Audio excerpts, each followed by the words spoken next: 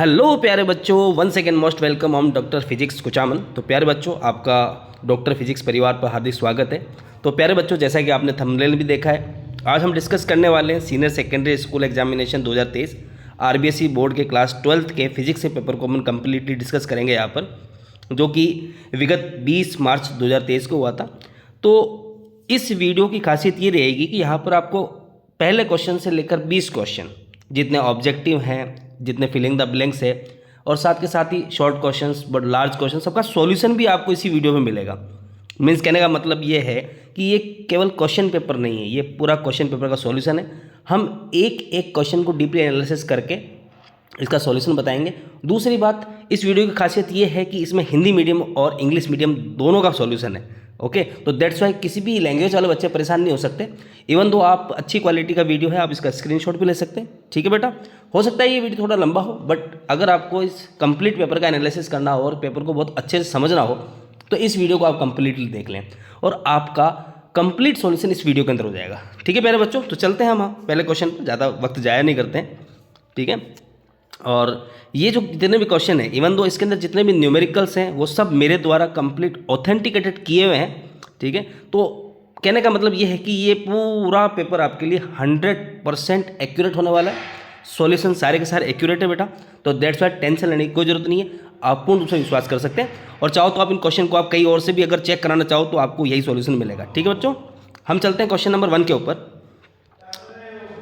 तो प्यारे बच्चों, यहाँ पे क्वेश्चन नंबर 1 है, मुक्त आकाश या निर्वात की विद्युतशीलता का ऐसे मान लिखिए। ठीक है, तो प्यारे बच्चों यहाँ पे देखिए आपके 4 ऑप्शन दे रखे हैं। देखिए पहला क्वेश्चन था, सेक्शन ए है, बहुविकल्पीय प्रश्न है, जिसमें निम्नलिखित उत्तरों जो विकल्प है उनका आपको एक सही विकल्प चुनना है। तो फर्स्ट पार्ट के अंदर कुछ क्वेश्चन है यहाँ पर। तो क्वेश्चन नंबर 1 जो दिखाई दे रहा है प्यारे बच्चों, यहाँ पे ये पूछ रहा है मुक्त आकाश या निर्वात की विद्युतशीलता का ऐसा ही मान निकालिए। ठीक है, मीन्स ऐसा ही value of permittivity of free space of vacuum. ठीक है, तो चाहे यहाँ पे 4 वैल्यू दे रखी है बेटा, तो आपको पता है नॉर्मल से ईजी सा क्वेश्चन है। तो यहाँ पे ऑप्शन होगा बेटा ऑप्शन से, तो कोई दिक्कत नहीं है। Option C 8.854 into 10⁻⁻12 coulomb square newton inverse और मीटर स्क्वायर। ठीक है, तो यहाँ पे बच्चों को आपको कंफ्यूज करने के लिए ऑप्शन डी भी सेम दिया है, बट ऑप्शन डी रॉन्ग है और ओनली ऑप्शन सी ही करेक्ट है। ठीक है प्यारे बच्चों, अब आते हैं हम क्वेश्चन नंबर 2 पर। ठीक है, मैं इसको एक बार क्लोज कर देता हूँ। तो क्वेश्चन नंबर 2 है प्यारे बच्चों, यहाँ पर आपको एक नीचे प्रदर्शित चित्र में रंग सूचक प्रतिरोध में प्रतिशत सहता, देखिए थोड़ा बहुत इस पेपर के अंदर ही मिस्टेक थी। ये सहनता नहीं होता है, क्या होता है, सहता होता है। मीन्स ये टॉलरेंस पूछ रहा है यहाँ पर। तो आपको सामने एक चित्र दे रखा है, इस चित्र के अंदर सहता, देखो सहता चौथा कलर बताता है। तो यहाँ पे 4th कलर कौन सा है, सुनहरा, जो कि गोल्डन कलर है। तो आपको पता होना चाहिए प्यारे बच्चों, जब हम बात करते हैं कार्बन कलर कोडिंग की, इससे पहले मैंने मोस्ट इंपॉर्टेंट 100 क्वेश्चन को पोस्ट किया था, उनमें ये क्वेश्चन भी थे। ठीक है, डीपली डिस्कस किया था। जिन्होंने नहीं देखा है और फर्स्ट पार्ट और फिजिक्स के दोनों पार्ट को अगर अच्छे से तैयार करना चाहता है तो वो वीडियो जरूर देख ले, मैं इसका लिंक दे दूंगा इस वीडियो के अंदर। ठीक है, तो टॉलरेंस जो कि एक चौथा कलर होता है, इसके 3 कलर होते हैं mainly, GSN। G means gold, S for silver यानी रजत, और N फॉर नो कलर। तो प्यारे बच्चों, जो तीसरा कलर है, मीन्स जो चौथा कलर सॉरी, वो है सुनहरा, मीन्स गोल्डन है। तो गोल्डन के लिए जो टॉलरेंस होती है वो +-5% होती है, सिल्वर के लिए +-10% होती है, और नो कलर के लिए +-20% होती है। तो डियर यहाँ पर ऑब्वियसली बात है 5% है। ठीक है, तो हमारा बी ऑप्शन बिल्कुल करेक्ट है। ठीक है, बी ऑप्शन यहाँ पे बिल्कुल सही रहेगा। अब चलते हैं क्वेश्चन नंबर 3 पर। क्वेश्चन नंबर 3 एक वैल्यू पूछी यहाँ पर, जो कि लोहे का क्यूरी ताप, means Curie temperature of iron. तो प्यारे बच्चों, इसका तो आपको वैल्यू बिल्कुल याद रहनी चाहिए। ठीक है, वैसे मैंने मेरे बच्चों को, मेरे जितने भी स्टूडेंट हैं उनको पता है कि मैंने उनको 143 से याद कराया था मोस्टली, आप जानते ही हैं, देखो यंग एज में। तो 1043, तो यहाँ पे इसका करेक्ट आंसर क्या होगा, 1043। कहीं भी ढूंढ सकते हैं, आपके NCERT RBSE सबकी बुक्स के अंदर यही आंसर है इसका, और मोस्टली ये तो पूछने वाला क्वेश्चन है, बहुत बार पूछा भी गया है। अब चलते हैं हम नेक्स्ट क्वेश्चन पर, क्वेश्चन नंबर 4 पर। क्वेश्चन नंबर 4 है प्यारे बच्चों, ये एक छोटा सा न्यूमेरिकल दिया था। ठीक है, ये था प्रत्यावर्ती धारा यानी अल्टरनेट करंट के लिए इसने करंट की वैल्यू दे दी थी, I = 200 sin 60πt + π/6। ठीक है, तो प्यारे बच्चों यहाँ पर आपको एक स्टैंडर्ड फॉर्म पता होनी चाहिए। अगर आपको स्टैंडर्ड फॉर्म पता है अल्टरनेट करंट की तो आप इसको बड़े आराम से कर सकते हैं। तो मैंने देखो इसका वैसे सॉल्यूशन किया है, यहाँ पे आप उसका स्क्रीनशॉट भी ले सकते हैं, ठीक है। इसका जस्ट नेक्स्ट पेज पे आपको सॉल्यूशन मिलेगा। ये रहा प्यारे बच्चों, देखिए I is equal to 200 sine 60πt plus π/6। इसका स्टैंडर्ड फॉर्म मैंने नीचे लिखा है, जो कि ये दिख रहा है आपको, I is equal to I0 sine omega T plus five. तो प्यारे बच्चों देखो कंपेयर करते हो तो आप ओमेगा की वैल्यू देखिए, ओमेगा पीछे क्या है टी, ये भी टी है, ये जो 60π क्या हो जाएगा ओमेगा हो जाएगा। तो that's why omega is equal to 60π। और आपको पता है ओमेगा का फॉर्मूला क्या होता है, 2πf होता है। तो 2π से 60π जब कैंसिल आउट करोगे तो f इज इक्वल टू आपको कितना मिल जाएगा, 30 हर्ट्ज। तो दैट्स वाई जो एक क्वेश्चन था उसका ऑप्शन नंबर डी करेक्ट था। अब चलते हैं हम नेक्स्ट क्वेश्चन की तरफ। नेक्स्ट क्वेश्चन है प्यारे बच्चों, जो कि 5th पार्ट है इसका। एफएम प्रसारण के लिए संचार आवृत्ति बैंड की परास कितनी होगी, means communication frequency band range for FM broadcast is. तो प्यारे बच्चों आपको पता है, देखो इसके लिए कॉलिंग आ रही है, ओके कुछ इस टाइम आप कॉल करेंगे, दैट्स वाई थोड़ा सा मैं इस विडंबना से बचने के लिए इसको एयरप्लेन मोड पे ले लेता हूँ। ओके ये मैं भूल गया था, ठीक है, कहा गया अभी एयरप्लेन मोड, हेलीकॉप्टर मोड, कुछ लोग उसको घोड़ा चक्की मोड भी बोलते हैं। ये रहा एयरप्लेन मोड, ठीक है। अब हमारे को कोई परेशानी नहीं करेगा। आ जाते हैं यहाँ पे नेक्स्ट क्वेश्चन पर। क्वेश्चन नंबर 5, एफएम प्रसारण के लिए संचार आवृत्ति बैंड परास है। तो देखो इसको मैं याद करा देता हूँ आपको। आपको पता है बेटा, आप एफएम सुनते हैं, ठीक है, एफएम मतलब फ्रीक्वेंसी, ठीक है, एफएम ब्रॉडकास्टिंग। तो एफएम आपने सुना होगा 91.2 एफएम, ठीक है, मेरे को वैसे प्रॉपर्ली याद नहीं है, फिर भी बता देता हूँ। 92.7 एफएम तो आपने सुना ही होगा, ठीक है। 94.3 एफएम भी आपने सुना होगा।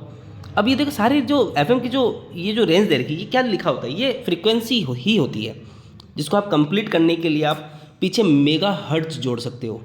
क्या जोड़ सकते हो, मेगा हर्ट्ज। तो अब देखिए 91, 92, 94.3 ये रेंज कहाँ मिलेगी आपको, ये आपको मिलेगी ऑप्शन नंबर सी के अंदर, ठीक है। तो that's why option C is the correct option. Okay प्यारे बच्चों, अब चलते हैं हम अगले क्वेश्चन की तरफ। नेक्स्ट क्वेश्चन है हमारा, उत्तल लेंस की फोकस दूरी क्या होगी जब समता क्या हो, +2.5 dioptre, means what will be the focal length of a convex lens whose power is +2.5 dioptre. तो प्यारे बच्चों इसको बड़े आराम से निकाला जा सकता है, चिंता मत कीजिए, इसका भी सॉल्यूशन किया है। ये रहा आपके पास सॉल्यूशन, ये रहा। देखिए बेटा, पावर और फोकल लेंथ के बीच में रिलेशन क्या होता है, P is equal to 1/f, ये रिलेशन होता है बेटा, ठीक है। तो पावर क्या दिया है बेटा, 2.5 डायप्टर। आप इसको ऐसे भी लिख सकते हो 2.5 मीटर इनवर्स, ठीक है। अब देखिए, तो मीन्स आपको अगर सेंटीमीटर में वैल्यू निकालनी है तो आपको क्या करना पड़ेगा, 100 से मल्टीप्लाई करना पड़ेगा। जैसे आप डेसिमल हटाते हो, देखो P is equal to 1/f, ठीक है, F is equal to 1/p, तो 1/2.5 जैसे रखोगे, डेसिमल हटाते हो ऊपर 0 आ जाएगा, और ये 0 तो इसकी वजह से आया। और आपको मीटर को किस में कन्वर्ट करना है, सेंटीमीटर में, जैसे आप 1000 लिखा आपने, तो जैसे ही आप 1000 में 25 का भाग लगाते हो तो आपको फ्रीक्वेंसी की वैल्यू मिलती है 40 सेंटीमीटर। तो आप ये कह सकते हो F is equal to +40 centimetre. यहाँ पे प्लस किसको इंडिकेट करेगा, प्लस यहाँ पर इंडिकेट करेगा कॉन्वेक्स लेंस को, ठीक है प्यारे बच्चों। अब चलते हैं अपन नेक्स्ट क्वेश्चन की तरफ। यस, तो नेक्स्ट क्वेश्चन है प्यारे बच्चों, 4π कलांतर के लिए तुल्य पथांतर क्या होगा। तो देखो प्यारे बच्चों, मैं आपको इसको अगर मैं वर्बल बताऊं ना, देखो अगर मैं इस क्वेश्चन को अगर लॉजिकली सॉल्व करूं तो ये हो सकता है बेटा, एक जो कंप्लीट चक्कर होता है वेव का वो होता है 2π के अंदर, जिसको हम 360 डिग्री बोलते हैं, ठीक है। तो अब देखो 4π, तो 4π का मतलब हो गया यहाँ पर 2 चक्कर, ठीक है। तो 2 चक्कर के लिए वेवलेंथ कितनी होगी, 2 लैम्डा। चलो फिर भी आपको अगर ये चीज़ याद नहीं रहती है तो इसका प्रॉपर फॉर्मूला है, इसको आप फॉर्मूला से भी सॉल्व कर सकते हो। तो ये रहा बेटा इसका सॉल्यूशन, ये देखिए डेल एक्स मीन्स यहाँ पे ये तो हो गया, यहाँ पर क्या है, ये है आपका पाथ डिफरेंस, ठीक है, और ये है फेज डिफरेंस, मीन्स ये क्या है, ये है आपका पथांतर और ये है आपका कलांतर। तो इन दोनों के मध्य रिलेशन आपके सामने है। जैसे आप यहाँ पे डेल थीटा की वैल्यू 4π रखते हैं और इस वैल्यू को जैसे आप सॉल्व करोगे तो देखो ये कैंसिल आउट किया आपने, देखो क्या है लैम्डा 2π डेल फाई की वैल्यू कितनी दे रखी है 4π। जैसे आप वैल्यू रखते हो तो del X is equal to आपको मिल जाता है 2 लैम्डा। ये हो गया आपके फॉर्मूला से। ठीक है प्यारे बच्चों, अब चलते हैं अगले क्वेश्चन की तरफ। नेक्स्ट क्वेश्चन है 100 वोल्ट विभवांतर से त्वरित इलेक्ट्रॉन से संबद्ध डी ब्रोगली तरंगदैर्ध्य क्या है। ठीक है, मीन्स आपसे de Broglie wavelength associate with an electron accelerated through a potential difference of 100 volt. अब देखो इसके अंदर क्या होता है, ये बहुत कॉमन क्वेश्चन है ना, तो इसके अंदर बच्चों को कन्फ्यूज़ किया गया है क्योंकि मेनली जो इसका फॉर्मूला होता है वो क्या होता है। देखिए इसका सॉल्यूशन देखते हैं पूरा कंप्लीटली। ठीक है मेरे बच्चों, ये है इसका सॉल्यूशन। अब देखो दिक्कत क्या होती है ना, जो लैम्डा का फॉर्मूला आप बच्चे लोग याद करते हो ना, वो ये याद करते हो, lambda is equal to 12.27 angstrom upon root V. ठीक है, बट आपको 4 ऑप्शन किस में दिए हैं, नैनोमीटर के अंदर, तो दैट्स वाई इसको आपको नैनोमीटर में जब कन्वर्ट करते हो तो फॉर्मूला होता है 1.227 अपॉन रूट वी, ये नैनोमीटर में हो जाएगा। ठीक है, अब जैसे आप वैल्यू पुट करते हो 100 यानी वोल्टेज की जैसी वैल्यू रखते हो आप √100, तो √100 कितना हो जाता है 10। तो जब आप इसको जैसे सॉल्व करते हो तो आपको मिलता है 0.1227 नैनोमीटर। मीन्स जो अपना क्वेश्चन पेपर है, क्वेश्चन पेपर के अंदर कौन सा ऑप्शन है, ये ऑप्शन नंबर सी है। मोस्टली बच्चे ऑप्शन बी इसके अंदर बी करके हैं, इवन दो कुछ स्टूडेंट जो इंटेलिजेंट स्टूडेंट्स हैं वो भी ये गलती कर सकते हैं। चलो अब चलते हैं अगले क्वेश्चन की तरफ।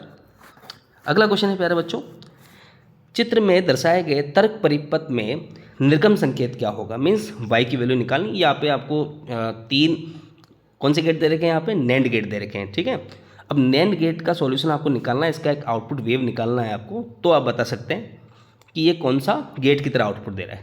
तो प्यारे बच्चों चलो इसका सॉल्यूशन भी किया है मैंने, चिंता मत कीजिए। ठीक है, इंग्लिश के अंदर तो समझ ही जाओगे, वही आउटपुट निकालना आपको, ये जो सर्किट दे रखा है उसका। ठीक है, तो कॉम्बिनेशन ऑफ 3 नैंड गेट है। तो सॉल्यूशन पे आते हैं सीधा। देखो ऑप्शन देख लो आप बोले y a+b बार a.b, अपन को तो करेक्ट ऑप्शन की तरफ जाना है। ठीक है, तो प्यारे बच्चों ये इसका सॉल्यूशन रहा बेटा सामने। ठीक है, अब देखो सॉल्यूशन को मैं थोड़ा सा आपको बता देता हूँ कैसे निकाला गया है। देखो ये नैंड गेट है, सिंगल इनपुट मिल रहा है इसको, दोनों इसके जो टर्मिनल तो वैसे 2 होते हैं, पर जब सिंगल ये किसकी तरह बिहेव कर रहा होता है, ये एक नोट गेट की तरह बिहेव कर रहा होता है। दैट्स वाई ये भी एक नोट गेट की तरह बिहेव करेगा। ठीक है, नोट गेट की तरह व्यवहार करेगा। ये ए का ए बार निकाल देगा, ये बी का बी बार निकाल देगा। इसका काम क्या है, इसका काम होता है मल्टीप्लाई करके इन्वर्स करना। ठीक है, ए इंटू बी। अब देखो मिल क्या रहा है इसको, ए बार बी बार, इसका इन्वर्स कर देगा। तो सामने लिखा है मैंने ना, तो y is equal to A bar cross B bar का बी बार। अब प्यारे बच्चों यहाँ पर आपको एक डी मॉर्गन थ्योरम, ठीक है, याद रहना चाहिए। देखो ये क्वेश्चन सामने वाला एग्जाम नहीं है भैया। ठीक है, वो गेम खेलता है ना, आपके माइंड के साथ खेलता है। यह बच्चों ने बहुत गलतियाँ करी होगी इस पॉइंट पे। ठीक है, मैं थोड़ा सा इसको ऊपर कर देता हूँ। यस, तो देखिए यहाँ पर ये डी मॉर्गन थ्योरम यहाँ लगी। वो डी मॉर्गन थ्योरम क्या होती है बेटा, ए बार इंटू बी बार, ये हो जाता है ए प्लस बी का बार। ठीक है, अब आपको पता है बेटा एक बार इसके ऊपर भी लग रहा है। ठीक है, तो बार के ऊपर बार लगा, ये कैंसिल हो जाएगा, मीन्स ये जो बार है वो कैंसिल हो जाएगा। तो बचा क्या आपका y is equal to A plus B. ठीक है, तो जिस भी ऑप्शन के अंदर y is equal to A plus B है वही ऑप्शन हमारा करेक्ट ऑप्शन है। ठीक है, तो अगर मैं इसको बैक कर लेता हूँ, तो बैक करने के बाद ऑप्शन देखता हूँ, तो ए प्लस बी वाला ऑप्शन कौन सा है बेटा, ऑप्शन ए। तो that's option A is the correct option. ठीक है प्यारे बच्चों, अब चलते हैं अगले क्वेश्चन की तरफ। अगला क्वेश्चन है रिक्त स्थान की पूर्ति कीजिए। मीन्स आपके टोटल जो 9 क्वेश्चन थे वो 1 मार्क से दिए थे ऑब्जेक्टिव। अब आ जाते हैं अगले क्वेश्चन की तरफ। क्वेश्चन नंबर 2, रिक्त स्थानों की पूर्ति कीजिए। ठीक है, तो पहला रिक्त स्थान, ठीक है, अपन चलो इसको फिलिंग द ब्लैंक से, ये सारे 1 मार्क्स के हैं। पहले क्वेश्चन पे आ जाते हैं अपन। ठीक है, एक आवेशित पतले गोलीय खोल के भीतर सभी बिंदुओं पर विद्युत क्षेत्र की तीव्रता कितनी होती है। तो प्यारे बच्चों इसको हम वैसे इलेक्ट्रोस्टैटिक शील्डिंग भी बोलते हैं, हिंदी में कहे तो स्थिर विद्युत परिरक्षण। A uniform charge thin spherical shell has an electric field at all point inside it. Okay, तो प्यारे बच्चों सीधा है। ठीक है, गाउस थ्योरम के अंदर भी इसका तर्क दे रखा है। तो यहाँ पर जो वैल्यू आती है बेटा वो आती है 0। कितनी होती है, 0।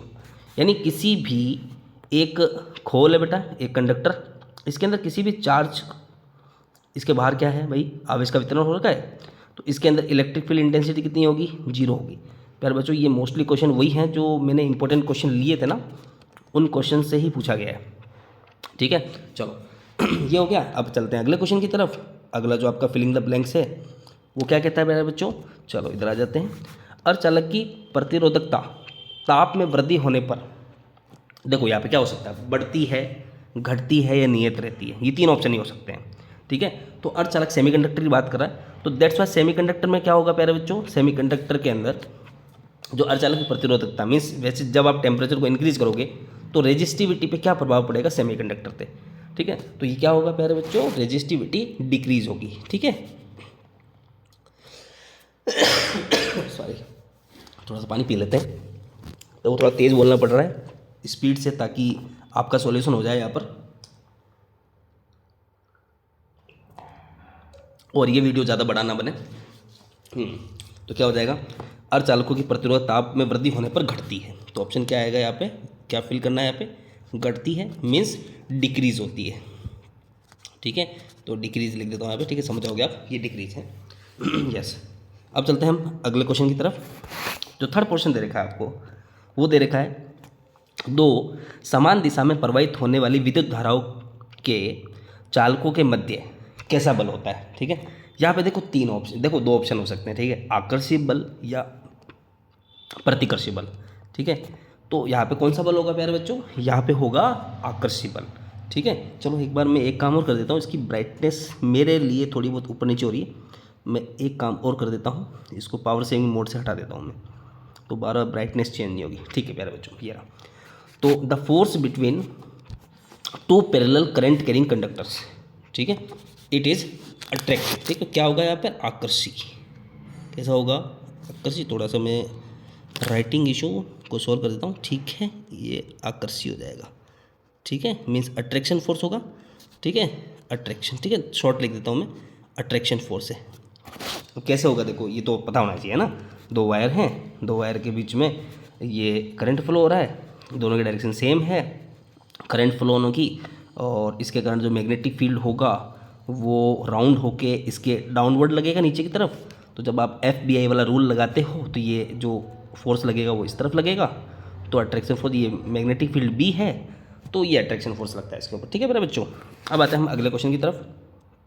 अगला क्वेश्चन है, प्राथमिक इंद्रधनुष में प्रकाश का फिलिंग द ब्लैंक्स बार अपवर्तन एवं फिलिंग द ब्लैंक्स यानी खाली स्थान दे रखा भाई, रिक्त स्थान भरो, इतनी बार आंतरिक परावर्तन होता है। In primary rainbow light is refracted dash and internally reflected dash. ठीक है, तो यहाँ पे फिल करना था प्यारे बच्चों, आपको पता होना चाहिए जब इंद्रधनुष बनता है, प्राइमरी रेनबो बनता है, तो इसमें जब लाइट रे एंटर होती है तो इस पोर्शन पर तो क्या होगा इसका, इस वाले पॉइंट पर, इस पॉइंट पर तो होगा इसका अपवर्तन, यानी प्रकाश अंदर प्रवेश करेगा, तो एक बार तो हुआ इसका अपवर्तन। अभी देखो, अभी अरे रुको यार, यहाँ इतने में ख़त्म नहीं होगा, यहाँ पर इसका होगा पूर्णांतिक परावर्तन, यहाँ पे TIR होगा। ठीक है, यहाँ से प्रकाश मुड़ा। ठीक है, यहाँ जाने के बाद ये वापस क्या हो जाएगा, बाहर निकलेगा, मीन्स इस पॉइंट पर फिर अपवर्तन हुआ, तो अपवर्तन एक पॉइंट और अपवर्तन ये दूसरा पॉइंट, तो अपवर्तन कितनी बार हुआ प्यारे बच्चों, अपवर्तन हुआ 2 बार। ठीक है, मैं इसको इरेज कर देता हूँ भैया, मेरा इरेजर थोड़ा बड़ा करूँगा, नहीं चलो चल जाएगा। तो जो प्रकाश का अपवर्तन होगा मीन्स जो रिफ्रैक्शन होगा वो कितनी बार होगा, 2 बार, और TIR कितनी बार होगा, 1 बार। देखो यहाँ पर 1 बार हुआ है। ठीक है, इस पॉइंट पर कितनी बार हुआ, 1 बार, तो ये हो गया 1, तो इसका आंसर होगा 2, 1। ठीक है प्यारे बच्चों, ये अपने पास 4 फिलिंग द ब्लैंक्स थे, वो कंप्लीट हो चुके हैं। इसके बाद नेक्स्ट पोर्शन स्टार्ट हो जाएगा, क्वेश्चन नंबर 3 स्टार्ट हो चुका है। ये रहा भाई, निम्न प्रश्नों यानी 1 से लेकर 8 तक के उत्तर एक पंक्ति में दीजिए, मीन्स 1 लाइनर जवाब देना है, ज़्यादा डीप नहीं जाना, ज़्यादा बड़ा नहीं जाना है। ठीक है प्यारे बच्चों, अब आते हैं अपन यहाँ पर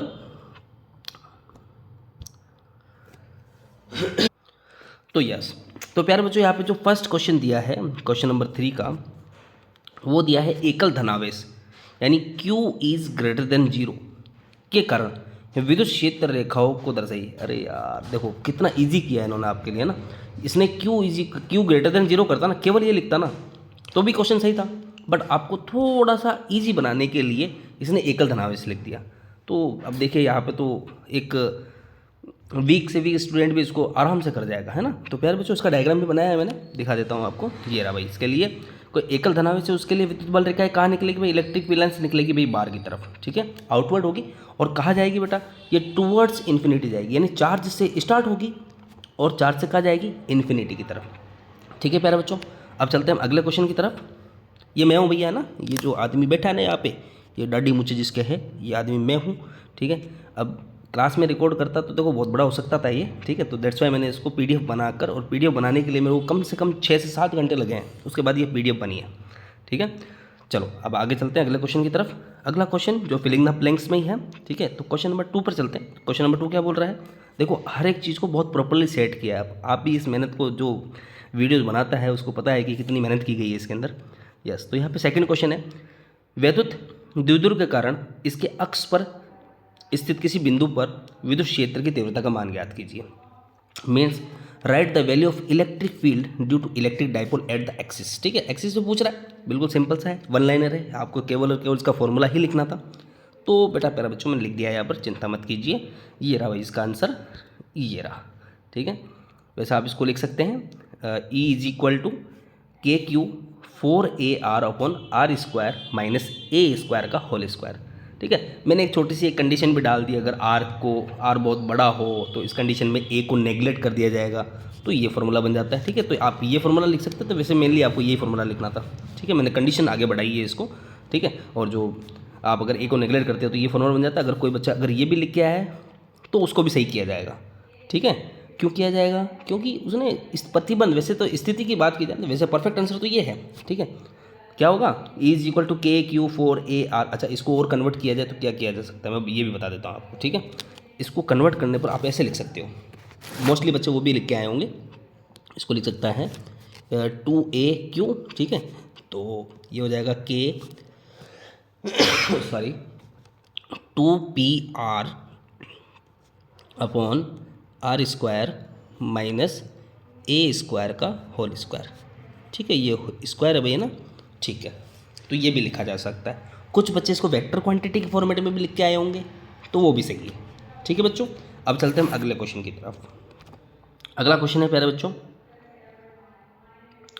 स्थायी चुंबक बनाने के लिए पदार्थ की 2 विशेषताएं लिखी है। वैसे भाई साहब ये भी इंटेलिजेंट पेपर बनाने वाला भी, ऊपर क्या बोलता है भाई, एक लाइन में आंसर लिखी है, ठीक है। और या 2 विशेषताएं पूछ दी, तो 2 विशेषताओं के लिए एक लाइन कैसे हो सकती है ना, ठीक है, थोड़ा बहुत चलता है ना। तो write 2 characteristics of a material to produce a permanent magnet. तो भैया प्यारे बच्चों सीधी सीधी बात है, इसका सॉल्यूशन क्या हो सकता है भाई, उच्च निग्राहिता होनी चाहिए, उच्च धारणशीलता होनी चाहिए, यानी कोएर्सिविटी और रिटेंटिविटी दोनों हाई होनी चाहिए, है ना।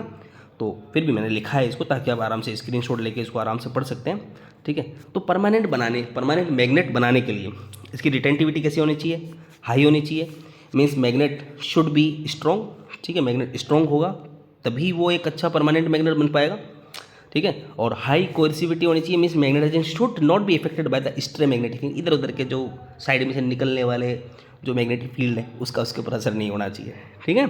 चलो तो इसको अगर मैं हिंदी में भी बोल देता हूँ भैया ना, हिंदी वाले बच्चे बोलेंगे हमारे साथ तो ऐसा कर दिया आपने, ये रहा भाई। यदि धारणशीलता अधिक होगी भाई, है ना, तो चुंबकीय क्षेत्र समाप्त होने पर भी चुंबकीय द्विध्रुव अभिविन्यास रहेगा, उसके अंदर मैग्नेटिक फील्ड बना रहेगा, इसलिए स्थायी चुंबक बनाने के लिए उच्च धारणशीलता आवश्यक होती है, ठीक है। और निग्राहिता भी कैसी होनी चाहिए, उच्च होनी चाहिए।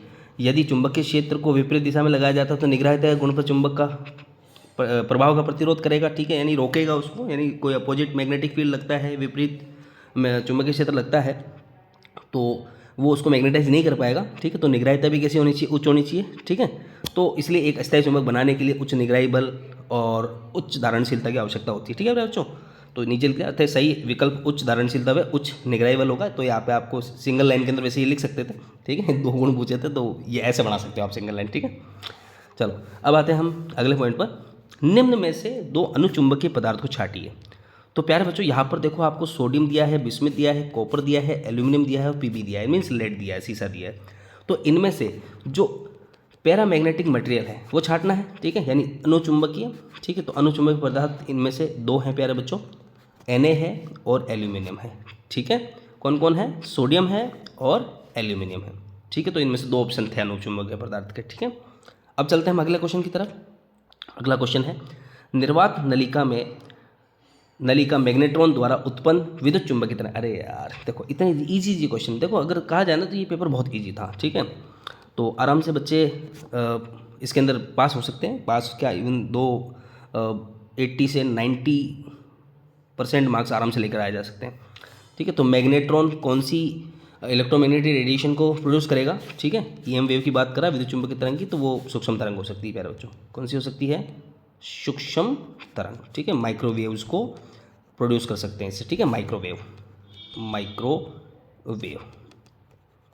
है ना, माइक्रोवेव के अंदर इस्तेमाल होती है। अब चलते हैं अगले क्वेश्चन की तरफ। यस, तो अगला क्वेश्चन है प्यारे बच्चों, एक अवतल दर्पण की जो वक्रता त्रिज्या है वो दे रखी है 28 centimetre, focal length find out करनी है।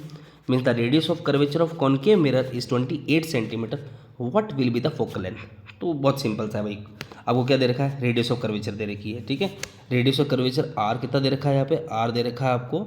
और कौन से लेंस की बात करिए भाई? सॉरी, अवतल दर्पण की बात करिए ना, लेंस नहीं है। तो इसके लिए क्या हो जाएगा भाई? माइनस आर हो जाएगा, माइनस का 28 सेंटीमीटर, ठीक है। थोड़ा साइन कन्वेंशन का फर्क पड़ेगा इसके अंदर। इजी क्वेश्चन है, थोड़ी सी मार्किंग हार्ड हो सकती है। तो जैसे फोकल लेंथ और इसके बीच में रिलेशन क्या है? F is equal to R upon 2 कर दोगे आप, तो ये आ जाएगा माइनस का 14 सेंटीमीटर, ठीक है। तो थोड़ा सोल्व करके लिखना पड़ेगा इसको। तो आर इज इक्वल टू एक रिलेशन लिख सकते हो, F is equal to R by 2, और आर की वैल्यू कितनी है? -28, डिवीजन करोगे तो आपका -14 सेंटीमीटर मिल जाएगा, ठीक है प्यारे बच्चों।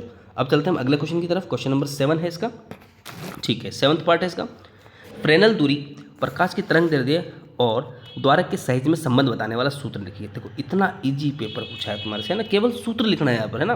Right the formula which show the relation between Fresnel distance, या कोमा लगाना भूल चुका है ना, wavelength of light and size of aperture, ठीक है। फ्रेजनल डिस्टेंस को आप स्मॉल एफ से लिख सकते हैं, वेवलेंथ को आप लेमडा से लिख सकते हैं, और साइज ऑफ एपरेचर को आप लिख दीजिए ए से, ठीक है। तो रिलेशन क्या होगा प्यारे बच्चों? चलो ठीक है, इसका भी रिलेशन मैंने लिखा है पीछे। यस, तो देख लीजिए प्यारे बच्चों, ये रहा इसका रिलेशन, ठीक है। फ्रेजनल डिस्टेंस को किससे लिखा है भाई? एफ से, और वेवलेंथ को किससे लिखा है? लेमडा से, और साइज ऑफ एपरेचर को ए से। तो रिलेशन क्या है इसका? F is equal to A square upon lambda, ठीक है। थोड़ा जूम करके करता हूँ, ये देखिए भाई, F is equal to A square upon lambda, it is the relation between Fresnel distance, size of जो भी आपका द्वारक है, मीन्स जो लेंस वगैरह हो उसका द्वारक रहेगा, लेमडा, ये इन तीनों के बीच में रिलेशन हुआ भाई, F is equal to A square upon lambda. चलो प्यारे बच्चों, अब चलते हैं हम अगले क्वेश्चन की तरफ। अगला क्वेश्चन क्या है हमारा? अगला क्वेश्चन है, चलो अपन अवतल दर्पण कर चुके हैं, फ्रेनल दूरी ये कर चुके हैं। अब चलते हैं हम 8th पर, ठीक है। तो 8th पोर्शन दे रखा है भाई, पी प्रकार के अर्धचालक में बहुसंख्यक आवेशवाहक और अल्पसंख्यक आवेशवाहकों के नाम बताइए। Means write the name of majority charge carrier and minority charge carrier in P type semiconductor. अरे भैया, पी टाइप सेमीकंडक्टर के अंदर, ठीक है, जो बहुसंख्यक होंगे वो तो होंगे बेटा होल, ठीक है। क्या होंगे? होल होंगे। और अल्पसंख्यक कौन से होंगे बेटा? अल्पसंख्यक होंगे इलेक्ट्रॉन, ठीक है, क्योंकि ये पी प्रकार का है ना भैया, तो पी प्रकार है तो उसके अंदर होल ज़्यादा होंगे। जो ज़्यादा होते हैं उसको मेजर चार्ज कैरियर या बहुसंख्यक आवेशवाहक कहते हैं, ठीक है। और जो कम होते हैं उनको माइनॉरिटी चार्ज कैरियर बोलते हैं ना। इतने तो शब्दावली आप जानते ही हैं ना। चलो अब चलते हैं अगले क्वेश्चन की तरफ। अगला क्वेश्चन है, अच्छा सेक्शन बी स्टार्ट हो चुका है, ये 1.5 मार्क्स के क्वेश्चन रहेंगे यहाँ पर। तो एक छोटा सा न्यूमेरिकल दिया है ना, बहुत प्यारा सा छोटा सा न्यूमेरिकल है ना, डायरेक्ट फॉर्मूला बेस्ड न्यूमेरिकल आए हैं इस बार, ज़्यादा डीप नहीं दिया है। तो यहाँ पे 2 × 10⁻⁻9 कूलाम चार्ज है, उससे 9 × 10⁻⁴ मीटर की दूरी पर स्थित किसी बिंदु पर विद्युत विभव को परिकलन करना, मीन्स वोल्टेज की वैल्यू निकालनी है, इलेक्ट्रिक पोटेंशियल की। चार्ज दे रखा है आपका 2 × 10⁻�9, ठीक। The calculate the electric potential at a point due to charge 2 × 10⁻⁹ coulomb located at 9 × 10⁻⁴ metre away from it, ठीक है। इसका सॉल्यूशन बता देता हूँ आपको, ठीक है। सॉल्यूशन किया है मैंने, ये रहा प्यारे बच्चों, ठीक है। आपको क्यू की वैल्यू दे रखी है, ये रही 2 × 10⁻⁹, आर की वैल्यू दे रखी है 9 × 10⁻⁴। जब आप इसे सॉल्व करोगे फॉर्मूला क्या लगेगा? V इज इक्वल टू के क्यू अपन आर। जैसे आप तो के की वैल्यू क्या होती है भाई? 9 × 10⁻⁹, चार्ज की वैल्यू 2 × 10⁻⁹, और आर की वैल्यू दे रखी है 9 × 10⁻⁴। सॉल्व करोगे तो आपको आंसर मिल जाएगा 2 × 10⁻⁴ वोल्ट। कितना वोल्टेज आएगा? 2 × 10⁻⁴। चलो अगला क्वेश्चन पर चलते हैं, क्वेश्चन नंबर 5 की तरफ। क्वेश्चन नंबर 5, 3 बिंदु आवेशों के निकाय की स्थिर वैद्युत ऊर्जा का व्यंजक प्राप्त कीजिए। Means find the expression of electric potential energy of A system of 3 point charge. देखो इतना इजी क्वेश्चन है ना। देखो सीधी सी बात है, जिन्होंने तरीके से पूरे सिलेबस को एक बार पढ़ा है, हल्का हल्का ऊपर से पढ़ा ना, वो बच्चा इन सबको आराम से कर सकता है, ठीक है। रिवीजन तो देखो हर चीज़ के लिए ज़रूरी होता है, बट क्वेश्चन पेपर इतना हार्ड नहीं था। आराम से अगर देखा जाए तो इसके अंदर 70 से लेकर 90% मार्क्स लाना बहुत आसान है, ठीक है। और 90 से लेकर 100 या रोल रहेगा कुछ न्यूमेरिकल्स का, जैसे वो फ्रेजनल डिस्टेंस वाला, ऐसे 4-5 क्वेश्चन जो पूछे हैं बीच बीच में, वो थोड़े बहुत यहाँ पे, क्योंकि ये फॉर्मूले बच्चों को इतनी जल्दी से याद होते नहीं है ना, क्योंकि मोस्टली पूछते नहीं है, तो फिर थोड़ा साइड में रह जाता है ये। तो ये क्वेश्चंस थोड़े से क्या रहेंगे, डीप रहेंगे ना, जो आपके 100 मार्क्स लाने में बहुत बड़ा योगदान रहेगा इनका, ठीक है। तो स्थिर विद्युत ऊर्जा यानी इलेक्ट्रिक पोटेंशियल एनर्जी निकालनी है, ठीक है। चलते अपन सॉल्यूशन की तरफ, ये रहा आपका सॉल्यूशन, ठीक है। जब आप सिंगल चार्ज को अगर इन्फिनिटी से लेकर आते हो, जैसे Q1 चार्ज की बात करते हैं, तो उसके ऊपर वर्डन कितना होगा, 0, ठीक है। और जैसे कोई दूसरा चार्ज आएगा Q2, उसके लिए वर्डन हो जाएगा WQ2, ठीक है। वो क्या हो जाएगा, उसके बीच में डिस्टेंस हो जाएगी। देखो पहले के लिए कोई इलेक्ट्रिक फील्ड इंटेंसिटी नहीं है, यानी विद्युत क्षेत्र की तीव्रता ना होने की वजह से, अरे भाई साहब आपको क्या हुआ, E = क्या होगा, 0। दैट्स वाई इसका जो वर्क होगा वो भी 0 होगा, क्योंकि फोर्स भी 0 लगेगा, कोई रोकने वाला नहीं है भाई, खाली जगह पे कोई भी आगे अतिक्रमण कर सकता है। फिर W2, जब दूसरा चार्ज आएगा तो ऑब्वियसली बात है वहाँ पे Q2 चार्ज पहले से बैठा है, ठीक है। क्या हुआ भैया, आप क्यों गोचे कर रहे हो, इधर हो, हाँ टाइमर चल रहा है ना, ठीक है, दिख रहा है हमारे को, आप साइड में जाओ, ठीक है। तो ये हो जाएगा भाई, ये K है, Q1 Q2 R12, ये सेकेंड वैल्यू हो जाएगी। अब जब तीसरा चार्ज आएगा ये वाला, तो इसके ऊपर ये भी पोटेंशियल लगाएगा, और ये चार्ज भी इसके ऊपर क्या लगाएगा, पोटेंशियल लगाएगा, यानी वर्क करेगा इसके ऊपर। तो दैट्स वाई ये दोनों हो जाएंगे भाई, ये दोनों का सम हो जाएगा। कॉमन निकाल दिया ना, है ना, ज़्यादा डीप नहीं है ना, थोड़ा सा कॉमन लेके अपने लिख दिया इसको। अब टोटल इलेक्ट्रिक पोटेंशियल एनर्जी या कुल स्थिर विद्युत ऊर्जा की बात करते हैं, तो तीनों को जोड़ दिया जाएगा। तीनों को जोड़ने के बाद U = U1 + U2 + U3, है ना, तीनों लिखने के बाद लिख दिया। बस आपको ये एक्सप्रेशन यहाँ तक निकालना था, जो कि एक बहुत ईजी सा क्वेश्चन था। ये मेरा मार्कर भी बीच में आ चुका है ना, मार्कर नहीं पेन है, ठीक है। अगले क्वेश्चन की तरफ बढ़ते हैं अपन। स्क्रीनशॉट जिसको लेना ले सकता है भाई, है ना। मैं और अगर किसी को PDF चाहिए, ठीक है, तो आप मेरे टेलीग्राम चैनल पर मुझे ज्वाइन कर सकते हैं, और अदरवाइज़ यहाँ पे आप मेरे को कमेंट बॉक्स में बोल देना, मैं आपको चैनल बता दूंगा। वैसे डॉक्टर फिजिक्स कुचामन नाम से आपको टेलीग्राम पे भी चैनल मिल जाएगा, ठीक है। और जो भी बच्चा यहाँ पर आया है, ठीक है, अगर इस क्वेश्चन पेपर से आपको थोड़ा सा भी ज्ञान मिला हो, है ना, आपका समाधान हुआ हो, आपकी समस्या हो समाधान हुआ हो, तो एक बार छोटी सी, अगर देखो मेरे को आपसे कुछ लेना देना कुछ नहीं है, ये सब कुछ मैं अपनी इच्छा से बना रहा हूँ, आप सब लोगों की सहायता के लिए बना रहा हूँ, ताकि आपकी हेल्प हो सके, ठीक है। तो आप चैनल को सब्सक्राइब जरूर करें, लाइक करें, और वीडियो को शेयर ज़रूर करें, ठीक है मेरे बच्चों। अब चलते हैं अगले क्वेश्चन की तरफ, ठीक है, ताकि दो बच्चे जुड़ते हैं ना, तो मुझे अच्छा लगता है ना, ऐसा है। बाकी एक दो कुछ बच्चे थे, वो मुझे कहते हैं सर हम आपके वीडियो को इसलिए शेयर नहीं करते, कहीं आप वायरल आ जाओगे, फिर वायरल हो जाओगे, फिर हमें पढ़ाओगे नहीं, ये वो। अरे यार मैं क्यों नहीं पढ़ाऊँगा, हाँ आपके लिए बैठे हैं, आपके लिए हमेशा काम करते हैं। जो बच्चे मुझे नैतिक रूप से पर्सनली जानते हैं, उनको पता है मैं कौन हूँ, क्या हूँ, उन बच्चों के लिए क्या कर सकता हूँ, और आपके लिए भी क्या कर सकता हूँ, ठीक है। बस थोड़ा बहुत कुछ कंडीशंस रहती हैं, जिस वजह से मैं क्या है कि प्रॉपर्ली यूट्यूब पर नहीं आ सकता, बहुत बार आर्थिक समस्या भी हो जाती हैं, ठीक है। तो फिर भी जैसे समय मिलता है आपके लिए सहयोग करने की पूरी चेष्टा रखता हूँ, पूरी उम्मीद करता हूँ, और पूरी कोशिश करता हूँ। देखो आप ये PDF देख के भी मेरी मेहनत का आकलन कर सकते हैं, ठीक है। मैं आपके द्वारा कोई भी सहमति प्राप्त नहीं करना चाहता, ठीक है। ऐसा नहीं कि भाई मैं कोई सेंसिटिव आपको कुछ चाहिए मेरे को, ठीक है। चलो अपन आगे चलते हैं। क्वेश्चन पेपर ये आपका बड़ा नहीं, जो है बड़ा ना होना चाहिए सोल्यूशन, ठीक है। अब चलते हैं क्वेश्चन नंबर 5 कर लिया अपन ने। क्वेश्चन नंबर 6, प्यारे बच्चों, 100 मार्क्स लाने में इसका भी बहुत बड़ा योगदान है, ठीक है। पासिंग मीन्स मोर देन 70% लाया जा सकता है, मोर देन 90% में भाई साहब बच्चों को पता है। बाय द वे ये वैसे एग्जाम्पल था आपका, ठीक है, तो ज़्यादा कुछ नहीं है इसके अंदर, ठीक है। तो ये रहा, किसी परिपथ में 0.1 सेकेंड में 5.0 एम्पियर से 1.0 इन जो करंट है उसकी वैल्यू कम हो रही है 0.1 सेकेंड में, और प्रेरित विद्युत बल यानी EMF की वैल्यू दे रखी है 200 वोल्ट। स्व प्रेरित यानी L की वैल्यू फाइंड करनी है, ठीक, किसकी वैल्यू फाइंड करनी है, L की। Current in a circuit fall from 5 ampere to 1 ampere in 0.1 second if the average EMF of 200 volt induce, इतना इंडक्शन हुआ है इसके अंदर। Given estimate of self inductance यानी L की वैल्यू निकालनी ऑफ द सर्किट, ठीक है। सॉल्यूशन पे आते हैं अपन। तो इसका फॉर्मूला क्या होगा बेटा, इसका फॉर्मूला होगा epsilon is equal to minus L dI/dt, ठीक है। चलो सॉल्यूशन पे आते हैं ताकि आप उसको आराम से समझ सकें। ये डैडी वाला बाबा फिर मैं ही हूँ ठीक है। यस यहाँ पे आ गया भाई, del T is equal to 0.1 second, time period दे रखा है। चेंज इन करंट कितना हो जाएगा बेटा, 5 एम्पियर माइनस 1 एम्पियर, ये हो जाएगा 4 एम्पियर। ईएमएफ कितना है भाई 200 वोल्ट। फॉर्मूला क्या है बच्चों, अपन मैग्नीट्यूड पे चलते हैं। Epsilon is equal to L del I upon del T.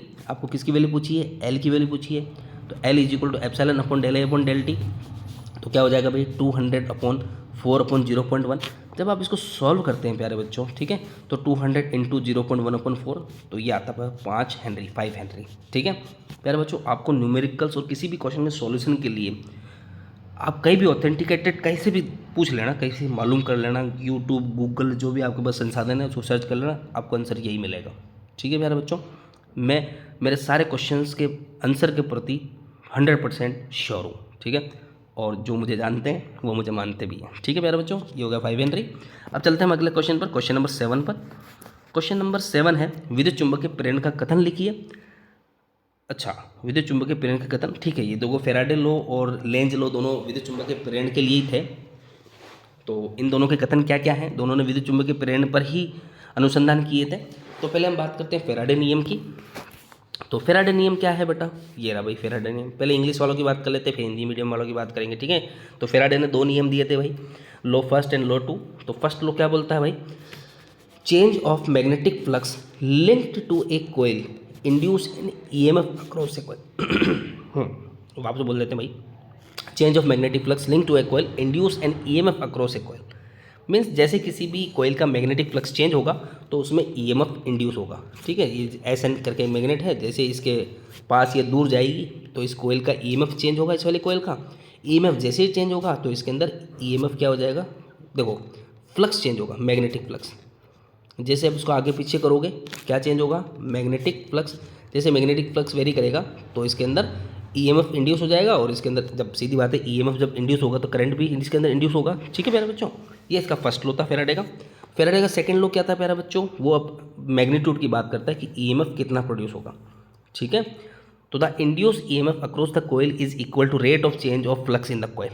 ठीक है, तो एप्सिलॉन या स्मॉल ई भी लिख सकते हैं, E is equal to minus d5 upon dt। अब ये माइनस क्यों आया भाई, यहाँ पे जो माइनस सिंबल दिख रहा है, तो माइनस सिंबल इसलिए बताता है क्योंकि ये माइनस के बारे में जो बात करने वाला था वो था लेंस था। ठीक है, तो नेगेटिव साइन के बारे में लिखा है, negative sign shows the EMF induce always opposite to the change in flux.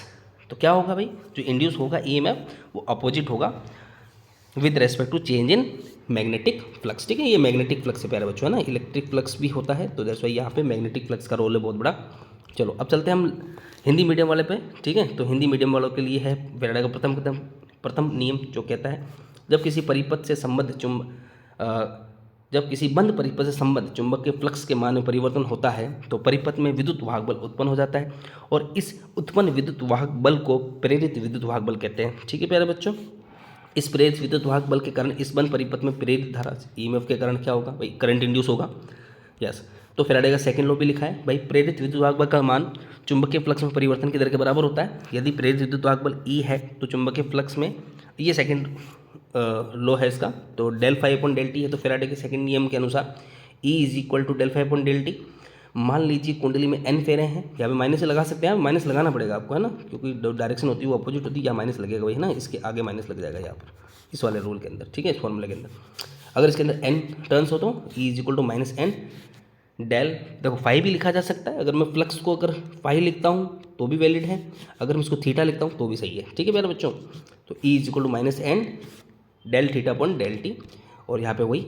ठीक है, और चलो अब आगे चलते हैं, और ये इसके जस्टिफिकेशन भाई क्या क्या चीज़ें क्या क्या हैं। ठीक है, तो डेल फाइव का मान del phi is equal to 5/2/5/1। अगर आपको इनिशियल मैग्नेटिक फ्लक्स और फाइनल मैग्नेटिक फ्लक्स दे रखा हो, टाइम दे रखा हो, तो उस कंडीशन में आप ये सारी तीनों चीज़ें भाई। ठीक है, अब चलते हैं अगले क्वेश्चन की तरफ, ज़्यादा डीप नहीं जाते हैं, इतना तो आप पढ़ ही लोगे यार है ना।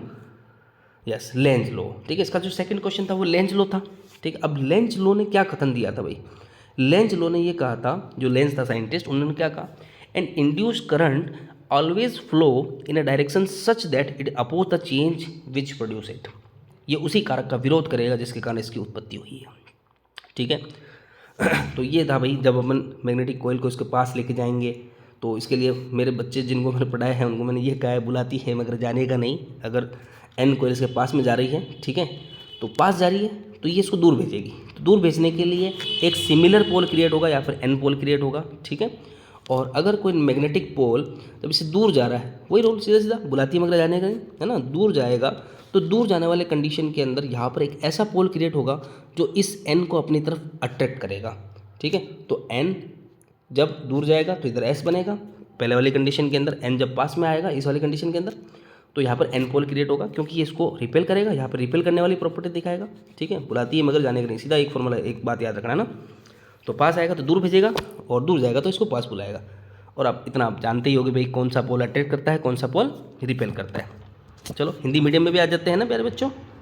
यस, लेंज के नियम के अनुसार प्रेरित धारा की दिशा सदा ऐसी होती है जो उस कारक का विरोध करती है जिसके कारण उसकी उत्पत्ति हुई है, ठीक है प्यारे बच्चों। वही एसएन वाला लॉजिक मैंने यहाँ भी दिया है, डायग्राम बना रखा है यहाँ पे, और नीचे by doctor physics Suchaman YouTube channel है, सब्सक्राइब कर लेना भैया जिस पर आप ये वीडियो देख रहे हो, ठीक है। अब चलते हैं हम अगले क्वेश्चन की तरफ। यस, तो अगला क्वेश्चन, अच्छा ये देखो मैंने देखो एक डायग्राम और बनाया है ना, देखो कितनी मेहनत करी होगी तुम्हारे लिए, ये देखो ये रहा भाई, है ना, ठीक है। वैसे आप कोई से भी डायग्राम को कंसिडर कर सकते हैं, English medium Hindi medium diagram होता है, डायग्राम की कोई लैंग्वेज नहीं होती है, इसलिए डायग्राम का बहुत बड़ा फायदा होता है। चलो तो 7वां क्वेश्चन हो चुका है, क्वेश्चन नंबर 8 पर आते हैं। शक्ति गुणांक का मान निम्नलिखित परिपथों के लिए ज्ञात कीजिए। अब देखिए कितनी मिस प्रिंट थी है ना, इस आरबीएसई बोर्ड का पेपर है बट इतनी गलतियाँ कर रखी है ना, मुझे कभी कभी अफसोस होता है कि यार ये लोग क्या करते हैं यार, है ना। बच्चों के साथ ठीक है, अब बच्चों में सुधार की बात करें, कम से कम अपने में तो सुधार कीजिए, है ना। अब तक भी तीसरी चौथी एरर है यहाँ पर, ठीक है। अब ढूंढना चले ना तो बच्चे सारे इनके पर आक्रमण कर दो रहे ठीक है, चलो 8th क्वेश्चन पर आते हैं। शक्ति गुणांक यानी पावर फैक्टर की वैल्यू निकालनी है, ठीक है। और कौन कौन से दो सर्किट के लिए निकालनी है भाई, एक तो प्योर कैपेसिटर यानी शुद्ध संधारित्र के लिए, और दूसरा निकालना है भाई एलसीआर अनुनाद की स्थिति में, means series LCR resonance circuit के लिए निकालना है। क्या निकालना है, शक्ति गुणांक यानी पावर फैक्टर निकालना है, यानी cos फाई की वैल्यू निकालनी है। किसकी वैल्यू निकालनी है, cos फाई। चलो इसको भी सोल्व किया है मैंने, लिखा है भाई प्रॉपर्ली इसको, ताकि आपको समस्या ना आए। ये रहा भाई, ठीक है। जहाँ मैंने सारे काम किए हैं भाई, है ना, तो मेहनत करिए तो मेहनत का फल भी मिलना चाहिए, तो आपको भी मिलेगा, चिंता मत कीजिए, आपने भी सबने मेहनत करी तो आपको फल ज़रूर मिलेगा। यस, तो यहाँ पर दे रखा है आपके पावर फैक्टर। तो प्योर कैपेसिटर के लिए जो फेज डिफरेंस होता है, यानी धारा और वोल्टा के बीच में जो कलांतर होता है, फेज डिफरेंस, वो कितना होता है, π/2 होता है। हमें क्या निकालना है भाई, cos फाई निकालना है। तो फाई की वैल्यू कितनी है भाई, π/2, तो cos π/2 की वैल्यू कितनी होती है, 0। तो प्योर कैपेसिटर की कंडीशन के अंदर cos फाई की वैल्यू होगी 0, यानी पावर फैक्टर होगा 0। अब बात करते हैं भाई सीरीज एलसीआर के लिए। सीरीज एलसीआर के अंदर क्या होता है भाई, सीरीज एलसीआर के अंदर आपको ये तो पता ही होगा भाई, जो इम्पीडेंस है वो Z होता है और Z की वैल्यू R होती है। कंडीशन आप जानते ही भाई, XL = XC होता है, उस कंडीशन में Z = R हो जाता है। वैसे इसका बेसिकली फॉर्मूला क्या होता है भाई, cos फाई = R/1Z होता है, और Z की वैल्यू कितनी हो जाती है यहाँ पे R, तो R/R कितना हो जाएगा 1, that's why cos phi = 1। Means series LCR के लिए cos फाई की वैल्यू 1 होगी, और प्योर कैपेसिटर और प्योर इंडक्टर दोनों ही कंडीशन के लिए जो cos फाई की वैल्यू होती है वो 0 होती है, इसलिए उनको वाटहीन धारा भी बोली जाती है भाई। इस वाली स्थिति की बात कर रहा हूँ मैं, ठीक है। प्योर कैपेसिटर और प्योर इंडक्टर दोनों के लिए, एक के लिए प्लस π/2 होगा तो दूसरे के लिए कैपेसिटर जो इंडक्टर है उसके लिए क्या होगा, फाई = -π/2। वहाँ पे भी क्या होगा भाई, cos फाई की वैल्यू 0 होती है ना, जानते हो सब लोग। चलो आगे चलते हैं। यस, तो नेक्स्ट क्वेश्चन की तरफ चलते हैं, क्वेश्चन नंबर 9 की तरफ। तो क्वेश्चन नंबर 9 का गया भाई, ये रहा भाई, है ना। यहाँ बात करनी है भैया हमारे को ट्रांसफार्मर में होने वाली 3 ऊर्जा क्षय का उल्लेख करना है और ये बताना है कि इन्हें कैसे कम किया जाए, ठीक है। यानी ट्रांसफार्मर के अंदर जो होने वाले जो लॉस हैं, 3 एनर्जी लॉसेस इन ट्रांसफार्मर, उसको हमें एक्सप्लेन करना है, डिस्क्राइब करना है, और how this can be minimize, उसको हमें एक्सप्लेन करना है, ठीक है प्यारे बच्चों। चलो किया है मैंने एक्सप्लेन, आपने भी किया होगा, जो बच्चे एग्ज़ाम दे रखे हैं और जो बच्चे नए हैं, जो नेक्स्ट आने वाले अगली बोर्ड परीक्षा के लिए तैयारी कर रहे हैं, ठीक है, तो उनके लिए ये बहुत आसान रहेगा, बहुत उनके लिए सहयोग करेगा, है ना, उनको सपोर्ट करेगा ये, ठीक है। लॉस इन ट्रांसफार्मर, ठीक है। तो ट्रांसफार्मर के लिए हम लॉसेस की बात करते हैं। हिस्टेरिसिस लॉस होता है, एडी करंट लॉस होता है, ठीक है, कॉपर लॉस होता है, ठीक है। देखो बता देता हूँ ना, आयरन लॉस है, कॉपर लॉस है, लिखा भी है, इसके आगे भी है। यस, तो आगे चलते हैं अगले पेज की तरफ। ये रहा भाई हिस्टेरिसिस लॉस। तो हिस्टेरिसिस लॉस भाई याददाश्त वाला लॉस है ना। चलो लिखा है यहाँ पर, ट्रांसफार्मर कोर में चुंबकीय फ्लक्स में परिवर्तन, बार बार परिवर्तन होता है, तो इसके कारण इसके अंदर जो अणु होते हैं वो क्या होते हैं, विपरीत दिशा में या दूसरी दिशा में चुंबकित हो जाते हैं। इस क्रिया के कारण क्या होता है, ऊर्जा का ह्रास होता है, इसलिए इसको शैथिल्य ह्रास, इसको हिंदी में क्या बोलते हैं भाई, शैथिल्य ह्रास, और इसी को ही हिस्टेरेसिस लॉस भी बोला जाता है। ठीक है, किन किन बातों पर डिपेंड करता है ये, हिस्टेरेसिस लॉस करेगा चुंबकीय पदार्थ फ्लक्स घनत्व के ऊपर, सप्लाई ऑफ फ्रीक्वेंसी पदार्थ के आयतन पर। ठीक है, तो इन चीज़ों को अगर कम किया जाए तो इसके प्रभाव के ऊपर हम क्या कर सकते हैं, इसमें कमी कर सकते हैं। ठीक है प्यारे बच्चों, अब आते हैं हम भंवर धारा हानि, जिसको एडी करंट लॉस भी कहते हैं। ठीक है, तो फ्लक्स में क्या होता है भाई, बार बार परिवर्तन करते हैं, तो इसके अंदर क्या हो जाएगा भाई, प्रेरित विद्युत वाहक बल, यानी विद्युत वाहक बल यानी ईएमएफ प्रोड्यूस हो जाएगा, इंड्यूस हो जाएगा।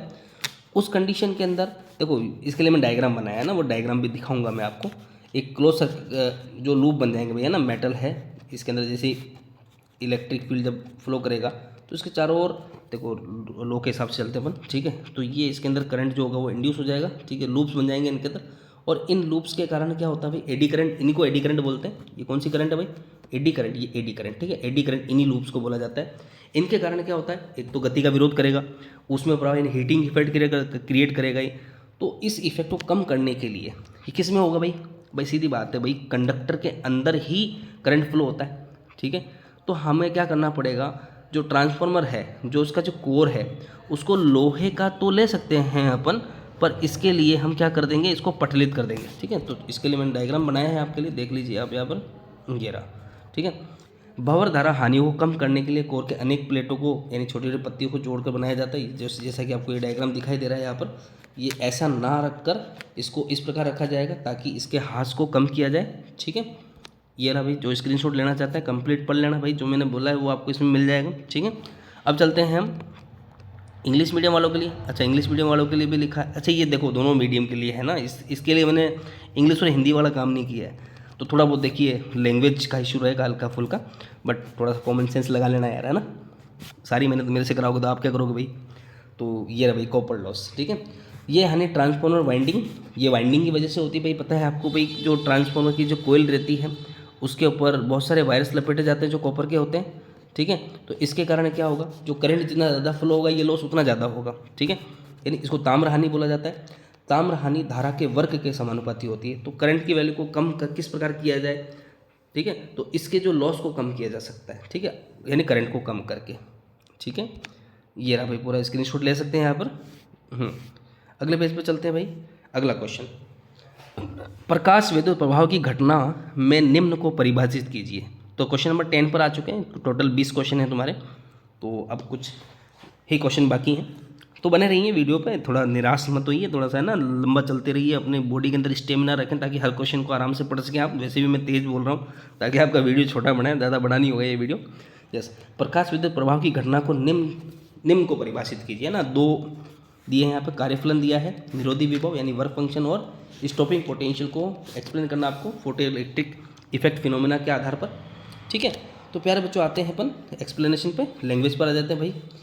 पहले स्टॉपिंग पोटेंशियल लिखा है मैंने यहाँ पे। स्टॉपिंग पोटेंशियल क्या है भाई, the smallest magnitude of the potential at which the photo current is zero. ठीक है, यानी just stop the photo current. आप ये बोल सकते हैं कि फोटो करंट की वैल्यू क्या हो जाएगी, यहाँ पर जीरो हो जाएगी। ठीक है, उसको हम बोलते हैं स्टॉपिंग पोटेंशियल, यानी वोल्टेज की वह वैल्यू जहाँ पर जो करंट है इसके अंदर फोटो इलेक्ट्रिक करंट है उसकी वैल्यू जीरो हो जाएगी, उसको हम स्टॉपिंग पोटेंशियल बोलते हैं। ठीक है, अब आते हैं वर्क फंक्शन पर। वर्क फंक्शन क्या है, एक मिनिमम एनर्जी रिक्वायर्ड है जिसको गेन करके जो इलेक्ट्रॉन्स होते हैं वो एमिशन के लिए एक्साइटेड हो जाते हैं। In a metal there are many free electron, these electron are not free enough to leave the metal surface, when they try to come out from the metal attract them. The minimum energy, देखो main definition यहाँ पर है ना, ये रही यहाँ पे, the minimum energy required या इक्वल टू वर्क फंक्शन, यानी इस कंडीशन में वर्क फंक्शन के इक्वल क्या हो जाएगा, एनर्जी हो जाएगी, जो भी रेडिएशन इसके ऊपर आ रही है, should be given to electron to bring it out, यानी the minimum energy required to excite the electrons to emit, यानी इलेक्ट्रॉन को उस मेटल के सरफेस से बाहर निकालने के लिए जो मिनिमम एनर्जी रिक्वायर्ड है उसी को हम वर्क फंक्शन बोलते हैं। ठीक है, तो the minimum energy is called photo electric work function, या सिंपली वर्क फंक्शन बोल सकते हो आप। इसको फाइन नोट से इंडिकेट करते हैं, और आगे थोड़ा सा डीप जाते हो तो phi naught is equal to H mu naught होता है। यहाँ पर ये थ्रेशोल्ड फ्रीक्वेंसी होती है। ठीक है, और ये प्लांक कांस्टेंट जानते हैं आप, है ना। ये फाई नोट क्या है यहाँ पर, फाई नोट वर्क फंक्शन है, ठीक है। तो phi naught is equal to H mu naught. Yes, diagram देख लीजिए प्यारे बच्चों इसका, ये रहा भाई, है ना। इस डायग्राम में क्या इंडिकेट कर रहे हैं, ये कोई मेटल सरफेस है, जैसे इसके ऊपर फोटोन आता है, यानी कोई भी इलेक्ट्रोमैग्नेटिक रेडिएशंस आती है, तो इलेक्ट्रोमैग्नेटिक रेडिएशन जब इसके ऊपर आएगी, वो एनर्जी भी होगी भाई इसके अंदर, है ना। जो इसके अंदर एनर्जी होगी उसको अपन ई से लिख सकते हैं, वो इसको एनर्जी इसको एमिट करेगी, जैसे अपन इंसिडेंट होंगे फोटोन। इसकी जो मिनिमम एनर्जी है फाई नोट को गेन करने के बाद वो एक्साइटेड हो जाएगा एमिट होने के लिए, यानी बाहर निकलने के लिए, ठीक है। और जैसे ही एनर्जी की वैल्यू क्या हो जाती है, ज़्यादा हो जाती है फाई नोट से, तो उस कंडीशन में इलेक्ट्रॉन्स एमिट हो जाते हैं, इलेक्ट्रॉन उत्सर्जित हो जाते हैं। ध्यान रखना बेटा, E is equal to phi naught पर इलेक्ट्रॉन्स एमिशन नहीं होता है। इलेक्ट्रॉन एमिशन के लिए एनर्जी की वैल्यू फाई नोट से ज़्यादा होनी चाहिए, ठीक है प्यारे बच्चों। अब चलते हैं हम हिंदी मीडियम वालों के लिए। निरोधी विभव क्या होता है, इसे धातु की सतह से इलेक्ट्रॉन को निकास को रोकने के लिए आवश्यक विभव के रूप में परिभाषित किया जाता है, यानी कि इलेक्ट्रॉन को बाहर निकलने से रोकने के लिए जो रिक्वायर्ड पोटेंशियल है, विद्युत विभव है, उसी को हम क्या बोलते हैं, निरोधी विभव बोलते हैं। जब ऊर्जा का आपतन पुंज धातु के कार्यफलन से अधिक होता है उस कंडीशन के अंदर, ठीक है। और भी कुछ लिखा है यहाँ पर, द फोटो इलेक्ट्रॉन की अधिकतम गतिज ऊर्जा पर निर्भर करता है, ठीक है। कार्यफलन क्या होता है, वह आवश्यक न्यूनतम ऊर्जा की मात्रा ताकि धातु इलेक्ट्रॉन का उत्सर्जन कर सके, ठीक है, मिनिमम है, बाकी बाहर निकलते नहीं है, उत्सर्जित होते नहीं है। इसके कारण जो प्रतिनिधि, इसको फाई नोट, देखो ये फाई नोट है, फाई नोट भी लिख सकते हैं। आइंस्टीन का प्रकाश विद्युत समीकरण, वैसे तो इतना बहुत था, ठीक है, तो लिख सकते हैं आप kinetic energy is equal to E minus phi naught, ये वाली कंडीशन भी ले सकते हैं। यहाँ पर कार्यफलन कौन है भाई, फाई नोट है। द मिनिमम एनर्जी यानी धातु के इलेक्ट्रॉनों को उत्सर्जन के लिए, सक्रिय करने के लिए आवश्यक न्यूनतम ऊर्जा को ही कार्यफलन कहते हैं, ठीक है प्यारे बच्चों। आप ये भी लिख सकते हैं, जो मैंने बोला है वो भी लिख सकते हैं। यस, यहाँ पे ई क्या है भाई, ई है फोटोन की एनर्जी है, ठीक है। फाई नोट क्या है, कार्यफलन है। काइनेटिक एनर्जी को कि ई लिखते हैं, इलेक्ट्रॉन की अधिकतम गतिज ऊर्जा है ये, ठीक है। अगले क्वेश्चन की तरफ चलते हैं हम। ये हो चुका भाई क्वेश्चन नंबर 10 अपन कर लिया है। क्वेश्चन नंबर 11 एक छोटा सा न्यूमेरिकल था प्यारे बच्चों। यहाँ क्या पूछ रहा है, यदि सीजियम धातु का कार्यफलन यानी फाई नोट की वैल्यू, ये फाई नोट बोल दिया ना, फाई नोट की वैल्यू कितनी देती है प्यारे बच्चों, 2.14 इलेक्ट्रोवोल्ट। इस कंडीशन के अंदर दहली आवृत्ति निकालनी है, यानी थ्रेशोल्ड फ्रीक्वेंसी निकालनी है। आपको वर्क फंक्शन दिया है, क्या दिया है, वर्क फंक्शन, जो कि 2.14 इलेक्ट्रोवोल्ट है, और थ्रेशोल्ड फ्रीक्वेंसी निकालनी है, और किस में निकालनी है भैया, आपको हर्ट्ज में निकालनी है। तो दैट्स वाई ध्यान रखना बच्चों, यहाँ पे यह भी थोड़ा एक कन्फ्यूजिंग क्वेश्चन था। जिन बच्चों की प्रैक्टिस है अच्छे से वो कर सकता है इसको, ज़्यादा हार्ड नहीं था, नॉर्मल क्वेश्चन था। तो इलेक्ट्रोवोल्ट को सबसे पहले आपको किस में चेंज करना पड़ेगा, जूल में चेंज करना पड़ेगा, ठीक है, क्योंकि आपको हर्ट्ज क्या है, फ्रीक्वेंसी की ऐसा यूनिट है। तो ऐसा यूनिट में आंसर निकालने के लिए सारी वैल्यूज किस में होनी चाहिए, ऐसा यूनिट में होनी चाहिए, ठीक है मेरे बच्चों। चलो सॉल्यूशन पे चलते हैं अपन। ये रहा इसका सॉल्यूशन। तो क्या, मैं देखो पहले भी रिलेशन बता चुका था मैं आपको, और देखो रिलेशन क्या है भाई, फाई नोट दे रखा है आपको 2.4, आप इसको जूल में चेंज कर लो, ठीक है। कैलकुलेशन देखो यहाँ करने की जरूरत नहीं है ना, कैलकुलेशन लास्ट में कर सकते हैं। Phi naught is equal to H mu naught होता है, mu naught is equal to क्या हो जाएगा भाई, फाई नोट अपॉन एच। तो mu naught is equal to, अच्छा फाई नोट ये पूरी वैल्यू कंप्लीटली यहाँ पुट कर दी आपने, अपन में क्या है भाई एच, प्लांक कांस्टेंट की वैल्यू पुट करी आपने 6.63 इंटू 10⁻⁻34, और बाय द वे ये जूल सेकंड में होती है, ठीक है। ये जूल सेकंड में हो जाएगी, ये आपके जूल में हो जाएगी, तो जूल से ये जूल कैंसिल हो जाएगा, 1/2 हो जाएगा। 1/2 को आप जैसे ऊपर भेजोगे ये हर्ट्ज में कन्वर्ट हो जाएगा। तो जैसे आप इसको सॉल्व करते हो, the value will be mu naught is equal to 0.516 hertz, approx बोल सकते हैं, ठीक है। क्योंकि अप्रोक्स इसलिए क्योंकि इसका डिवीजन खत्म नहीं हुआ था, तो इसलिए आप ब्रैकेट लास्ट के अंदर जब आपका डिवीजन खत्म ना हो उस कंडीशन के अंदर आप पीछे क्या लिख सकते हो, अप्रोक्स, और हिंदी में कहे तो लगभग, ठीक है प्यारे बच्चों। अगले क्वेश्चन की तरफ चलते हैं अपन। हाँ, follow us on doctor physics Kuchaman, जिस चैनल पर आप वीडियो देख रहे हैं उसको फॉलो जरूर कर लें, उसको सब्सक्राइब जरूर कर लें। आप मुझे इंस्टाग्राम, फेसबुक, फलाना ढिमकाना कहीं पे भी फॉलो कर सकते हैं, कोई दिक्कत नहीं है। यस, चलो अब चलते हैं हम अगले क्वेश्चन की तरफ। अगला क्वेश्चन, चलो क्वेश्चन नंबर 10 हो चुका, क्वेश्चन नंबर 11 हो चुका, क्वेश्चन नंबर 12 पे चलते हैं। तो क्वेश्चन नंबर 12 दे रखा है, हाइड्रोजन परमाणु की न्यूनतम अवस्था यानी फर्स्ट ऑर्बिट की बात कर रहा है, पहले ऑर्बिट के अंदर कुल ऊर्जा कितनी होती है भाई, इसके लिए n = 1 लिख देता हूँ मैं ना। कितनी देर की एनर्जी, -13.6 इलेक्ट्रोवोल्ट। देखो कितना भला किया है आपका, कितना सोचा है आपके बारे में, ठीक है। इतना इजी क्वेश्चन टिकाया ना इसने। यहाँ पे ये भी तो बोल सकता था न्यूनतम ऊर्जा में है ना, हाइड्रोजन परमाणु न्यूनतम अवस्था में है, इस दशा में आपको कोई वैल्यू ना देता, ये भी कर सकता था। पर आपको कंफ्यूज ना करने के लिए उसने सारी वैल्यूज दे दी, बोले चल ठीक है बच्चों पास हो जाओ तुम, मजे कर लो, है ना। इस दशा में इलेक्ट्रॉन की गतिज ऊर्जा तथा स्थितिज ऊर्जा ज्ञात कीजिए। ठीक है, the total energy of electron in ground state of hydrogen atom, ground state n=1 वाली। ठीक है, फर्स्ट ऑर्बिट की बात कर रहा है ये। -13.6 electron, find kinetic energy and potential energy. अरे कितना रटाया होगा ना आपके टीचर ने। ठीक है, मैंने भी रटाया मेरे बच्चों को। तो रिलेशन क्या है भैया, रिलेशन ये रहा ना, ये याद रहना चाहिए relation. Total energy is equal to minus of kinetic energy is equal to half of potential energy. ठीक है, टोटल एनर्जी दे रखी है आपको फर्स्ट ऑर्बिट के लिए -13.6 इलेक्ट्रोवोल्ट, तो काइनेटिक एनर्जी हो जाएगी माइनस ऑफ टोटल एनर्जी। देखो काइनेटिक एनर्जी इन दोनों के बीच में देखो, ठीक है, क्या निकालना, काइनेटिक माइनस उधर भेज दो। ठीक है, तो काइनेटिक एनर्जी को माइनस टोटल एनर्जी, ये हो जाएगा plus 13.6 electronvolt. Kinetic energy plus में होती है भाई हमेशा, कभी माइनस में नहीं हो सकती, तो that's Y kinetic energy plus में आएगी। पोटेंशियल एनर्जी, अब देखो इन दोनों के बीच में रिलेशन निकालो भाई, टी और हाफ पी को कंपेयर करो, तो P E is equal to ये हाफ उधर जाके मल्टीप्लाई होकर 2 बन जाएगा। ठीक है, तो P E is equal to total energy. अच्छा थोड़ा सा ऐसे इधर गोचे बहुत सारे हो चुके हैं यहाँ पर। ठीक है, चलो इरेज कर दूँ क्या, चलो इरेज कर देते, वापस लिख लेंगे भाई, है ना। तो P is equal to 2 of total, twice of total energy, 2 से मल्टीप्लाई कर दो, ये आ जाएगा आपके पास -27.2 इलेक्ट्रोवोल्ट। ओके प्यारे बच्चों, ये हमारी पोटेंशियल एनर्जी, ये हमारी सॉरी ये ऊपर काइनेटिक एनर्जी, नीचे पोटेंशियल एनर्जी, दोनों निकल गई। बस इतना ही काम करना था भाई, है ना। अब चलते हैं हम अगले क्वेश्चन की तरफ, क्वेश्चन नंबर 13 की तरफ। क्वेश्चन नंबर 13 कहाँ गए भाई, ये रहा। तो क्वेश्चन नंबर 13, परमाणु के रदरफोर्ड मॉडल की 2 कमियाँ लिखी है। कमियाँ बतानी भाई, ठीक है। दुनिया में जो भी साइंटिस्ट है, कितने भी अच्छे काम कर गए हो, कमियाँ जरूर निकल जाती है ना, लोगों का काम ही यही है। ठीक है, और देखो कमियाँ निकालेंगे तभी तो उसके अंदर संशोधन होगा, और संशोधन होगा तो कुछ नए डेवलपमेंट्स होंगे। ठीक है, चलो ठीक है, अपन ज़्यादा ज्ञान नहीं बांटते। परमाणु के रदरफोर्ड मॉडल की 2 कमियाँ लिखी है। Right 2 drawbacks of Rutherford atomic model. ठीक है, 2 कमियाँ क्या क्या है भाई, जानते हो आप लोग, है ना। इलेक्ट्रॉन की ढंग से व्याख्या नहीं करी थी इसने, कहाँ इनकी पोजीशन है, जीमन और स्टार की इफेक्ट की व्याख्या नहीं कर पाया था, इलेक्ट्रॉन स्पेक्ट्रम की व्याख्या नहीं की थी, है ना। ऐसे 4-5, चलो ठीक है, मैंने लैंग्वेज में भी लिखा है। ठीक है, सब वही बता देंगे, है ना। चलो तो रदरफोर्ड की 2 कमियों की बात करते हैं पहले। कहाँ गया भाई हमारा रदरफोर्ड, ये रहा। ठीक है, इंग्लिश में बात कर लेते हैं। He was not able to explain electromagnetic theory, which state that an electron revolves around the opposite charge object loses electron, मतलब इलेक्ट्रॉन की पोजीशन की इसकी व्याख्या नहीं की है ना। इलेक्ट्रोमैग्नेटिक थ्योरी को एक्सप्लेन नहीं कर पाया। देखो सीधा सीधा आपको तो ये लिखना था ना, आप ये लिख सकते थे, he was unable to explain electromagnetic theory, बस इतना बहुत था। ठीक है, फिर भी भैया आप और ज़्यादा ज्ञान बांट सकते हो तो बांट सकते हैं। Which state and object revolving around the opposite charge object loses its acceleration and get emerge in the object at the centre. चलो सेकंड पे चलते हैं। दूसरी कमी क्या है, he doesn't explain the distribution of electrons in orbit. Electrons की position नहीं बताई भाई, इलेक्ट्रॉन्स कहाँ हैं, चक्कर लगाते हैं, कितना लगाते हैं, कौन सी ऑर्बिट में होते हैं। ठीक है, हाँ तो मेन ये अपने पास 2 कमियों की बात करी थी, ये 2 कमियाँ हो चुकी है। और ज़्यादा पढ़ना चाहो पढ़ सकते हैं भैया यहाँ पर। ठीक है, ये रहा भैया ना, कंप्लीट थोड़ा एक्सप्लेनेशन दिया है मैंने, आप स्क्रीनशॉट ले सकते हैं, PDF मांग सकते हैं मेरे से।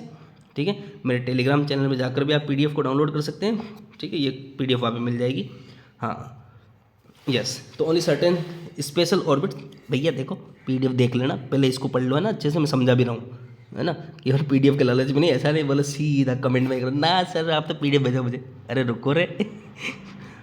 हाँ, अगर सब कुछ PDF से हो जाता और सब कुछ अगर किताब से हो जाता ना, तो टीचर की आवश्यकता नहीं पड़ती।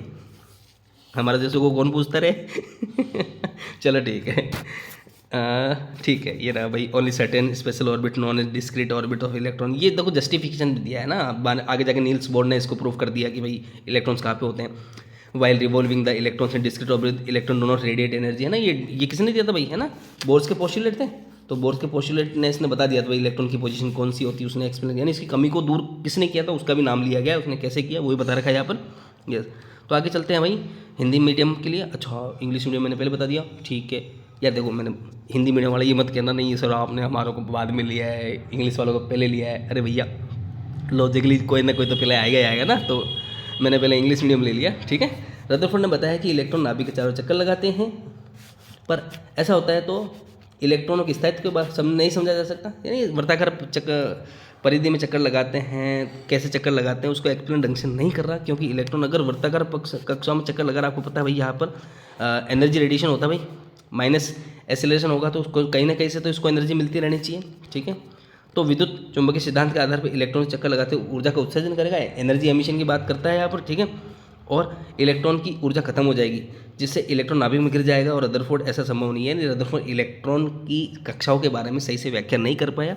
इस बात को रदरफोर्ड के परमाणु मॉडल द्वारा नहीं समझा जा सकता, है ना। नाभिक के चारों इलेक्ट्रॉन का वितरण किस प्रकार होता है, ये भी इसने नहीं समझाया। तो अपने तो ये दो ठीक थे ना, दो और आगे चलो तो वो भी बता सकते हो। रदरफोर्ड के इस परमाणु मॉडल के आधार पर परमाणु का स्पेक्ट्रम सतत होना चाहिए, लेकिन व्यवहारिक रूप से परमाणु का स्पेक्ट्रम रेखीय होता है, ठीक है प्यारे बच्चों, यानी लीनियर स्पेक्ट्रम बनता है इसके अंदर। ये एक तीसरा पॉइंट लिया है, इंग्लिश मीडियम वालों को नहीं लिया था मैंने, हिंदी मीडियम वालों को लिया है प्यारे बच्चों। अब ऐसे कंपेरिजन मत करना, ठीक है। अपने दो थे, दो जरूरी थे। यस, अब चलते हैं अगले क्वेश्चन की तरफ। कमियाँ हो चुकी है, चलो ये फर्स्ट पोर्शन हुआ इसका, सेकंड पोर्शन बाकी था भैया ना। कुछ बच्चे यहाँ पे गड़बड़ कर आएंगे, आधे नंबर या कट जाएगा इनका अगर इस क्वेश्चन को सोल्व नहीं करके आया तो, है ना। तो हाइड्रोजन स्पेक्ट्रम की उस श्रेणी का नाम लिखिए जिसकी रेखाएं दृश्य क्षेत्र में पड़ती है, ठीक है। Name the series of hydrogen spectrum was lines fall in visible region, ठीक है। तो प्यारे बच्चों थोड़ा सा इसको ऊपर कर देता हूँ, नीचे करूँ, ठीक है। यहाँ लिखने में स्पेस सही मिल जाएगा, ठीक है। तो भैया देखो प्यारे बच्चों, तो इसके लिए एक ट्रिक थी, मैंने बताई थी बेटा, ला बापू, ठीक है, ब्रेकफास्ट, ठीक है, ब्रेकफास्ट। चलो फे काम आएगा अपने। तो देखो प्यारे बच्चों, सबसे पहले जो स्पेक्ट्रम श्रेणी थी, स्पेक्ट्रम सीरीज थी हाइड्रोजन के लिए, वो बताने वाला साइंटिस्ट कौन था, बामर। और बामर ने इसको विजिबल रेंज में देखा था। भाई कोई भी साइंटिस्ट करेगा तो वो उसके लिए सहूलियत जिसमें रहेगी, जिसको वो देख सकता है, जिसको महसूस कर सकता है, उसके बारे में पहले करेगा। तो लाइमन ने किया था भाई, किसने किया था, बामर। देखो सीरीज स्टार्ट तो लाइमन से होती है, ठीक है, बट जो विजिबल रेंज है उसमें देखने वाला पहला साइंटिस्ट कौन था, बामर, ठीक है। उसने दृश्य तरंग में देखा। तो साइंटिस्ट का नाम क्या होगा, बामर। कौन होगा भाई, बामर श्रेणी। अब साइंटिस्ट के नाम पर श्रेणी बन गई थी भाई, बामर श्रेणी ने। अब बामर के लिए बालमर लिख सकते हो भाई, BALMM, हाँ एम मर, MAR, ठीक है, AR ही होता है यहाँ पर। तो बामर जी आप तो मर चुके हैं अब तक, तो कोई बात नहीं, पर आपकी श्रेणी अभी तक जिंदा है, आपकी जो स्पेक्ट्रम सीरीज आज भी जिंदा है, मतलब आपका नाम अमर हो चुका है।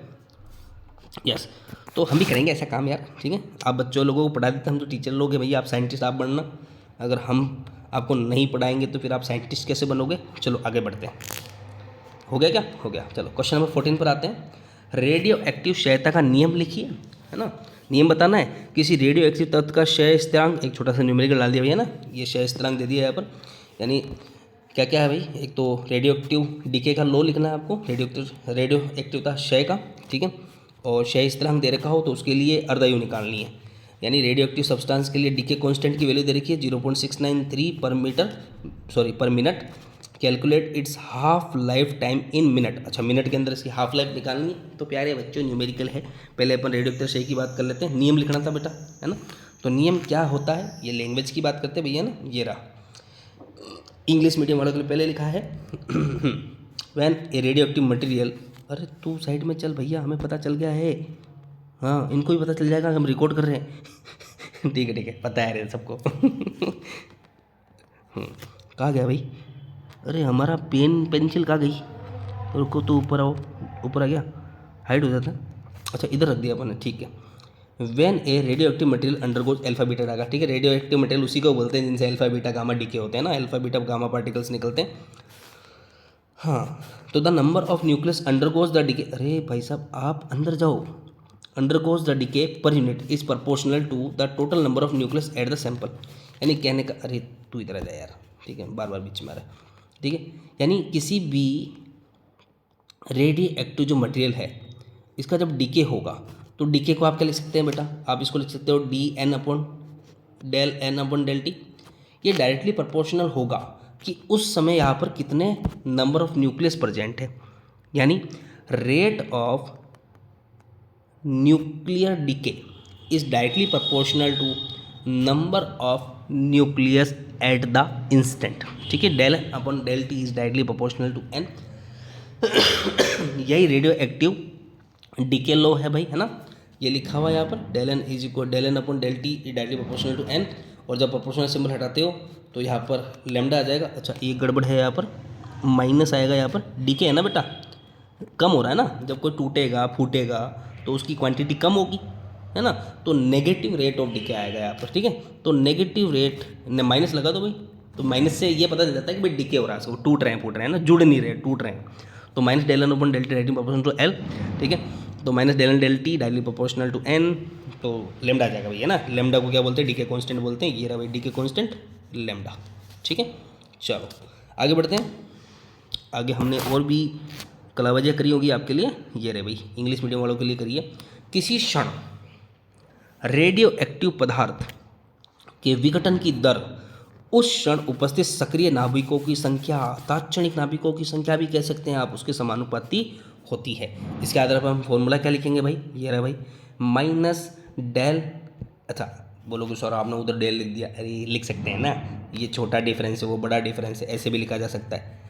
Minus del upon del T is, अच्छा प्रोपोर्शनल को हटा दो आप, is equal to lambda T, ये इसका कंप्लीट फॉर्मूला बन जाता है। वैसे आपको ये तक लिखना था, ज़्यादा आगे ज्ञान बांटने की जरूरत नहीं थी आपको, रदरफोर्ड सोडी इक्वेशन निकालना नहीं था आपको, ठीक है। निकालोगे थोड़ा बड़ा हो जाएगा, ठीक है, निकाला भी जा सकता है, नंबर काटेंगे नहीं। अगर आपको आता है तो लिख सकते हो, नहीं अन्यथा तो यहाँ तक आपका आंसर सेटिस्फाइड था, ठीक है। आप इसको ऐसे भी लिख सकते हैं, minus D N upon D T is equal to lambda T, और लास्ट में जाके जब डेरिवेशन करते हो तो फॉर्मूला निकल जाता है ना, N is equal to N zero e की power minus lambda t. Okay ठीक है प्यारे बच्चों। अरे रुक, अरे कहाँ गया, भाग गया क्या अच्छा बैक हो गया, ठीक है कोई बात नहीं है, समझ गए ना। आगे चलते हैं अगले क्वेश्चन की तरफ। हाँ तो अगला क्वेश्चन नंबर 13 हो चुका, क्वेश्चन नंबर 14 भी हो चुका। हाँ बट देखो जल्दीबाजी के अंदर ये काम हो सकता है ना, तो यहाँ पर आपको एक न्यूमेरिकल भी दे रखा था, आपको न्यूमेरिकल भी सॉल्व करना पड़ेगा, चिंता मत करो, मैंने बहुत डीपली किया है काम, ठीक है, तो तरीके से किया है, तो ये न्यूमेरिकल भी सॉल्व किया है। आपके अगले पेज पे चलते हैं जहाँ पर हमने न्यूमेरिकल सॉल्व किया है, ठीक है। ये रहा भाई, ठीक है। यहाँ पे क्या दे रखा है आपके, सही स्थिरांक यानी डी के कॉन्स्टेंट की वैल्यू दे रखी थी आपको 0.693 पर मिनट, ठीक है। तो हाफ लाइफ और लेमडा के बीच में रिलेशन क्या होता है, T is equal to log E two upon lambda, log E two यानी लॉग टू की वैल्यू जो होती है वो होती है 0.693 होती है अपॉन में लेमडा। लेमडा की यूनिट क्या है भाई, देखो ये पर मिनट के हिसाब से था, तो ये जब ऊंधा हो जाएगा ऊपर चले जाएगा, ऊपर जाने के बाद मिनट में चेंज हो जाएगा, ठीक है। तो 0.693 अपॉन 0.693 पर मिनट कैंसिल आउट करोगे तो आपको जो इसका टाइम पीरियड मिलेगा वो कितना होगा, 1 मिनट, यानी हाफ लाइफ की जो वैल्यू है वो कितनी है, 1 मिनट, ठीक है प्यारे बच्चों। अब हमारे पास कुछ ही क्वेश्चन बाकी हैं, ठीक है, तो अंतिम तक बने रहो। चलो अच्छे से एक्सप्लेन करने भैया, है ना, ज़बरदस्ती नहीं है, चलो जिसको नहीं पढ़ना, जिसको पढ़ना वो पढ़ेगा ठीक है। चलते हैं अगले क्वेश्चन की तरफ। अगला क्वेश्चन है भाई क्वेश्चन नंबर 15, निम्नलिखित को परिभाषित कीजिए, नाभिकीय संलयन को, नाभिकीय विखंडन को, द्रव्यमान क्षति को, ठीक है, मीन्स न्यूक्लियर फ्यूजन को, न्यूक्लियर फिजन को और मास डिफेक्ट को, इन तीनों को एक्सप्लेन करना है, ठीक है। ले लेते हैं भैया एक्सप्लेनेशन, पूरा लिया है भैया, चिंता मत कीजिए। अच्छा उसके बाद पार्ट सी स्टार्ट होने वाला है, ये रहा भाई, है ना। अपने डिफरेंस लिखा है यहाँ पर, वैसे तो एक डिफरेंस से भी काम चल सकता है। नाभिकीय विखंडन, ठीक है, इस प्रक्रिया में एक भारी नाभिक लगभग समान द्रव्यमान के दो नाभिकों में विभक्त हो जाता है। कैसे होता है भाई, जब इसके ऊपर मंदगामी न्यूट्रॉनों की टक्कर करवाई जाती है तो एक भारी नाभिक टूट के दो या दो से अधिक छोटे छोटे हल्के स्थायी नाभिकों के अंदर विखंडित हो जाता है, ठीक है। और नाभिकीय संलयन में क्या होता है, इस प्रक्रिया में दो हल्के नाभिक संयुक्त होकर एक भारी नाभिक का निर्माण करते हैं। ये प्रक्रिया जो नाभिक के विखंडन की बात कर रहा हूँ, चलो पहले नाभिक के विखंडन की बात कर लेते हैं, ठीक है। भारी नाभिक टूट कर दो या दो से ज़्यादा में विभाजित हो जाएगा। यह प्रक्रिया सामान्यतः पर संभव है, ठीक है। प्रति विखंडन विमुक्त ऊर्जा लगभग कितनी होती है, 200 मेगा इलेक्ट्रोवोल्ट होती है जब एक यूरेनियम विखंडित होता है तो, ठीक है, यूरेनियम 235, तो 200 मेगा इलेक्ट्रोवोल्ट एनर्जी का रिलीज होता है। और नाभिकीय संलयन की बात करते हैं, ठीक है, इस प्रक्रिया में दो हल्के नाभिक संयुक्त होकर भारी नाभिक का निर्माण करते हैं। ये प्रक्रिया अत्यधिक ताप पर, यानी ये टेम्परेचर सेंसिटिव रिएक्शन है ना नाभिकीय संलयन, इसलिए आप कहो तो ये नाभिकीय संलयन अभिक्रिया कहाँ पर होती है, सूर्य पर होती है, वहाँ पर बहुत अधिक तापमान है, ठीक है। और इस अभिक्रिया को पृथ्वी पर नहीं कराया जा सकता, अब तक तो नहीं कराया गया है, ठीक है। और अगर करवा दिया तो बहुत ज़्यादा टेम्परेचर प्रोड्यूस होगा। वैसे तो न्यूक्लियर विखंडन के अंदर जो हिरोशिमा और नागासाकी पर जो अटैक हुआ था उसके अंदर भी बहुत टेम्परेचर रिलीज हुआ था, ठीक है। चलो अपन ज़्यादा ज्ञान नहीं बांटते, ठीक है, अपन इस पेपर के सॉल्यूशन पे बात करते भी। प्रति संलयन विमुक्त ऊर्जा लगभग 24 मेगा इलेक्ट्रोवोल्ट के आसपास होती है भैया। यहाँ पे क्या होता है, 4 हाइड्रोजन होते हैं, जब 4 हाइड्रोजन जुड़ जाते हैं एक हीलियम का निर्माण करते हैं, है ना। आप रिएक्शन भी लिख सकते हैं यहाँ पे, वो भी डिफरेंस में काउंट होता है, यस।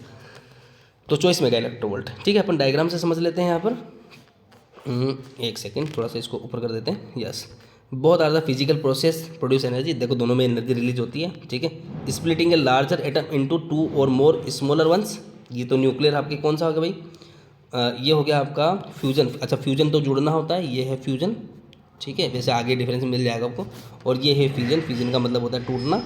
ठीक है, तो इसमें ये देखो डायग्राम में दिखा रखा है भाई, दो एटम है, जुड़ गए, जुड़ने के बाद एक हैवी स्टेबल, देखो ध्यान रहे ये दोनों स्टेबल हैं, ये भी स्टेबल हैं।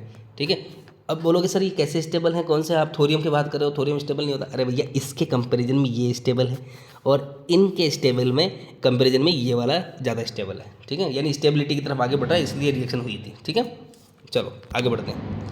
इसी डायग्राम को वापस देखना है, चलो भाई देख लो, है ना, ये रहा, ये फ्यूजन है, ये फ्यूजन है, वही डायग्राम है, बस उसके अंदर फ्यूजन फ्यूजन को मैंने मतलब थोड़ा सा डिजाइन से लिखा है, ज़्यादा कुछ नहीं है। वही बात है सारी की सारी। यहाँ पे चलते हैं हम अगले क्वेश्चन की तरफ। चलो क्वेश्चन नंबर 15 हो चुका। अब आते हैं हम अच्छा अभी तो कुछ बाकी है भैया। न्यूक्लियर फ्यूजन हुआ है, न्यूक्लियर फ्यूजन हुआ है, मास डिफेक्ट तो बाकी है। मास डिफेक्ट भाई सीधी सीधी बातें हैं, है ना। जब जो फ्री इलेक्ट्रॉन्स, प्रोटॉन्स, न्यूट्रॉन, अच्छा अपन न्यूक्लियस की बात करते हैं, तो न्यूक्लियस के अंदर तो क्या होगा भाई, न्यूक्लियस के अंदर होगा प्रोटॉन होगा और न्यूट्रॉन होगा। ठीक है, जब ये प्रोटॉन और न्यूक्लियस, प्रोटॉन और न्यूट्रॉन, न्यूक्लियस के अंदर ही होता है भाई, इनसे मिलकर न्यूक्लियस बनता है। ठीक है, तो प्रोटॉन और न्यूट्रॉन जब फ्री स्टेट में होते हैं तो इनका मास क्या होता है, ज़्यादा होता है। जब ये फ्री स्टेट में रहेंगे ना, प्रोटॉन और न्यूट्रॉन्स, तो इनका जो मास होगा, टोटल मास, वो न्यूक्लियस के मास से क्या होगा, ज़्यादा होगा। ध्यान रखना, ये ज़्यादा होगा। ठीक है, तो इसका और इसका न्यूक्लियस का डिफरेंस जो होगा उसी को अपन मास डिफेक्ट बोलते हैं। अब इसको लैंग्वेज से समझो तो ये लैंग्वेज पूरी ये बेटा यहाँ पर क्या है भाई इसकी language, the actual mass of atomic nucleus is always less than the mass of proton neutron present in the nucleus. When a nucleus is form the energy is release. सीधी बात है भैया ना, छोटे छोटे पार्टिकल से न्यूट्रॉन प्रोटॉन जब free state में है, जब इनको जोड़कर एक न्यूक्लियस बनाएंगे तो इसका मास क्या होगा, इसके कंपैरिजन में, फ्री स्टेट के कंपैरिजन में क्या होगा, कम होगा। ठीक है, तो भाई मास को कभी डिस्ट्रॉय कर सकते हैं क्या, नहीं कर सकते ना। मास कंजर्वेशन लो जानते हैं आप, है ना। जब ये कंबाइन हो जाएगा तो ये एक न्यूक्लियस में चेंज हो जाएगा, तो उस कंडीशन के अंदर से क्या होगा, एक एनर्जी रिलीज होगी, उसको बोलते हैं न्यूक्लियर बाइंडिंग एनर्जी। कौन सी एनर्जी बोलते हैं, न्यूक्लियर बाइंडिंग एनर्जी। और जो इन दोनों के मास का जो डिफरेंस रहेगा उसको बोलते हैं मास डिफेक्ट। लिखा हुआ है लैंग्वेज के अंदर, है ना प्यारे बच्चों। फॉर्मूले की बात करते हैं तो फ्री स्टेट के अंदर जो न्यूट्रॉन और प्रोटॉन है उसको आप ऐसे लिख सकते हैं, del M is equal to Z M P plus N M N minus, अच्छा ये एम पी क्या है, ये नंबर ऑफ प्रोटॉन है। ठीक है, जेड यहाँ पर है ना, ये मास ऑफ प्रोटॉन, देखो mass of proton M P है, मास ऑफ न्यूट्रॉन क्या है, एन। और आप ये कह सकते हो नंबर ऑफ प्रोटॉन को आपने किससे इंडिकेट किया है, जेड से, और नंबर ऑफ न्यूट्रॉन क्या होंगे भाई, ए माइनस जेड लिख सकते हो आप इसको। ठीक है, या इसको कैपिटल एन से भी इंडिकेट किया जा सकता है। और ये एम ए क्या है, मास ऑफ न्यूक्लियस, क्या है, मास, नीचे लिखा हुआ है ना, मैं भी क्या अलग आदमी लिखा हुआ है उसके बावजूद भी लिख रहा हूँ, है ना। पता नहीं क्या सर, आप तो बहुत ऐसे मासूम से हो जो लिख देते हो ना वापस से। ठीक है, चलो अगले क्वेश्चन की तरफ आगे बढ़ते हैं। ओहो, हिंदी मीडियम वालों को हमने नहीं लिया था। ठीक है, आ जाओ भाई। नाभिक की द्रव्यमान क्षति, ठीक है, इसको हिंदी में द्रव्यमान क्षति बोलते हैं। तो द्रव्यमान क्षति पूरी लैंग्वेज लिखी है बेटा यहाँ पे, फॉर्मूले की तरफ आगे बढ़े हैं हम, पूरी लैंग्वेज में पढ़ देते हैं। वही चीज़ है बेटा, है ना। अभी इससे पहले जो समझाया है वही लैंग्वेज में लिखा हुआ है। किसी परमाणु के नाभिक का वास्तविक द्रव्यमान व उस नाभिक में विद्यमान न्यूक्लियन किसको बोलते हैं, प्रोटॉन और न्यूट्रॉन के नंबर्स को न्यूक्लियन बोलते हैं, कि द्रव्यमान को योग से कुछ काम नहीं, क्या है भाई, कुछ कम रहता है। रुक रे, तू क्या जा रहा है। द्रव्यमान की क्षति कोई हम द्रव्यमान क्षति बोलते हैं, जिसको डेल एम से इंडिकेट करते हैं। द्रव्यमान क्षति क्या होगा, प्रोटॉन का द्रव्यमान प्लस न्यूट्रॉन का द्रव्यमान माइनस नाभिक का द्रव्यमान। ठीक है, और इसको अगर प्रॉपर्ली फॉर्मुलेट करते हो तो क्या हो जाएगा, del M is equal to bracket, अब देखो यहाँ पे मैंने एम ए माइनस जेड लिख दिया यहाँ पर। ठीक है, ये फॉर्मूला हो गया, del M is equal to Z M P plus A minus Z M N, ये ब्रैकेट क्लोज। ये तो भाई फ्री स्टेट का यानी मुक्त अवस्था के अंदर प्रोटॉन और न्यूट्रॉन का द्रव्यमान हो गया। और ये एम है, ये नाभिक का द्रव्यमान है। किसका द्रव्यमान है, नाभिक का द्रव्यमान। चलो ये हो गया भाई द्रव्यमान क्षति। चलो अब अगले क्वेश्चन की तरफ आगे बढ़ते हैं। अगला क्वेश्चन है प्यारे बच्चों, अच्छा सेक्शन सी, इसके बाद में अपना पेपर खत्म हो जाएगा। 4 क्वेश्चन है, 16, 17, 18, 19, 20 और ये 5 है भाई, है ना। चलो ठीक, जल्दी खत्म करते हैं इसको। Yes. Section C question number 16 है व्हीटस्टोन सेतु का नामांकित परिपथ चित्र बनाकर शून्य विक्षेप के लिए प्रतिबंध की व्युत्पत्ति करनी है। Draw a labelled circuit diagram of a Wheatstone bridge, derive the condition of zero deflection यानी P upon Q is equal to R upon S वाली कंडीशन को आपको डेराइव करना है। और व्हीटस्टोन एक स्पेसिफिक टाइप का रेजिस्टेंस कॉम्बिनेशन होता है। ठीक है, चलो एक्सप्लेन किया है बेटा, चिंता मत करो। क्वेश्चन नंबर 16 के लिए ये रहा भाई, ये व्हीटस्टोन ब्रिज है, देखो नाम लिखा है पूरा बड़ा बड़ा।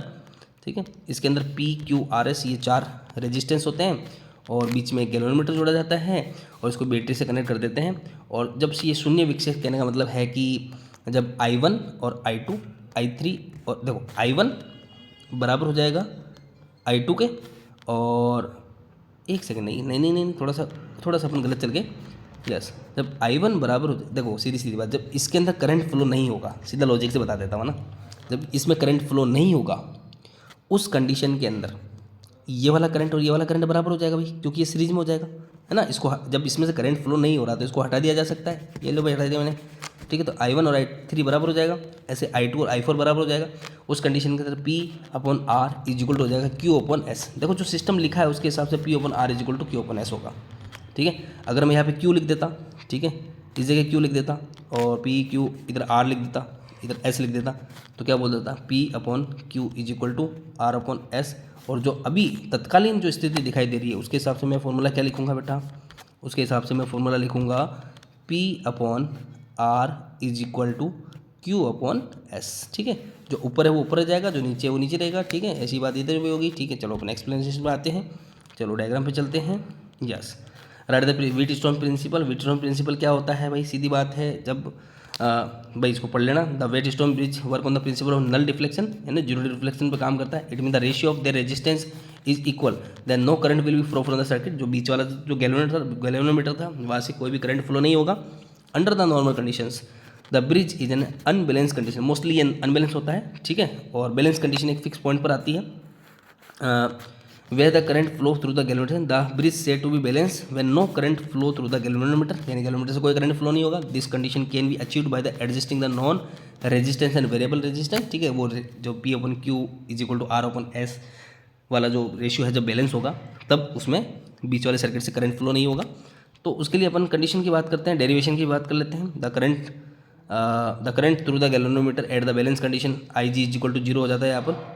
Current through the AB balance, ये पूरी लैंग्वेज लिखी है मैंने, AB and BC are denoted by I1, जो I1 I2 करंट है, सारे करंट की वैल्यू है, सारी वो लैंग्वेज लिखी है प्यारे बच्चों, है ना। क्लोज लूप जब करंट की वैल्यू 0 हो जाएगी the application this low ABCD loop की बात कर रहा है, उस लूप के अंदर जो सम ऑफ द वोल्टेज होगा the individual arms of the loop which will be the 0।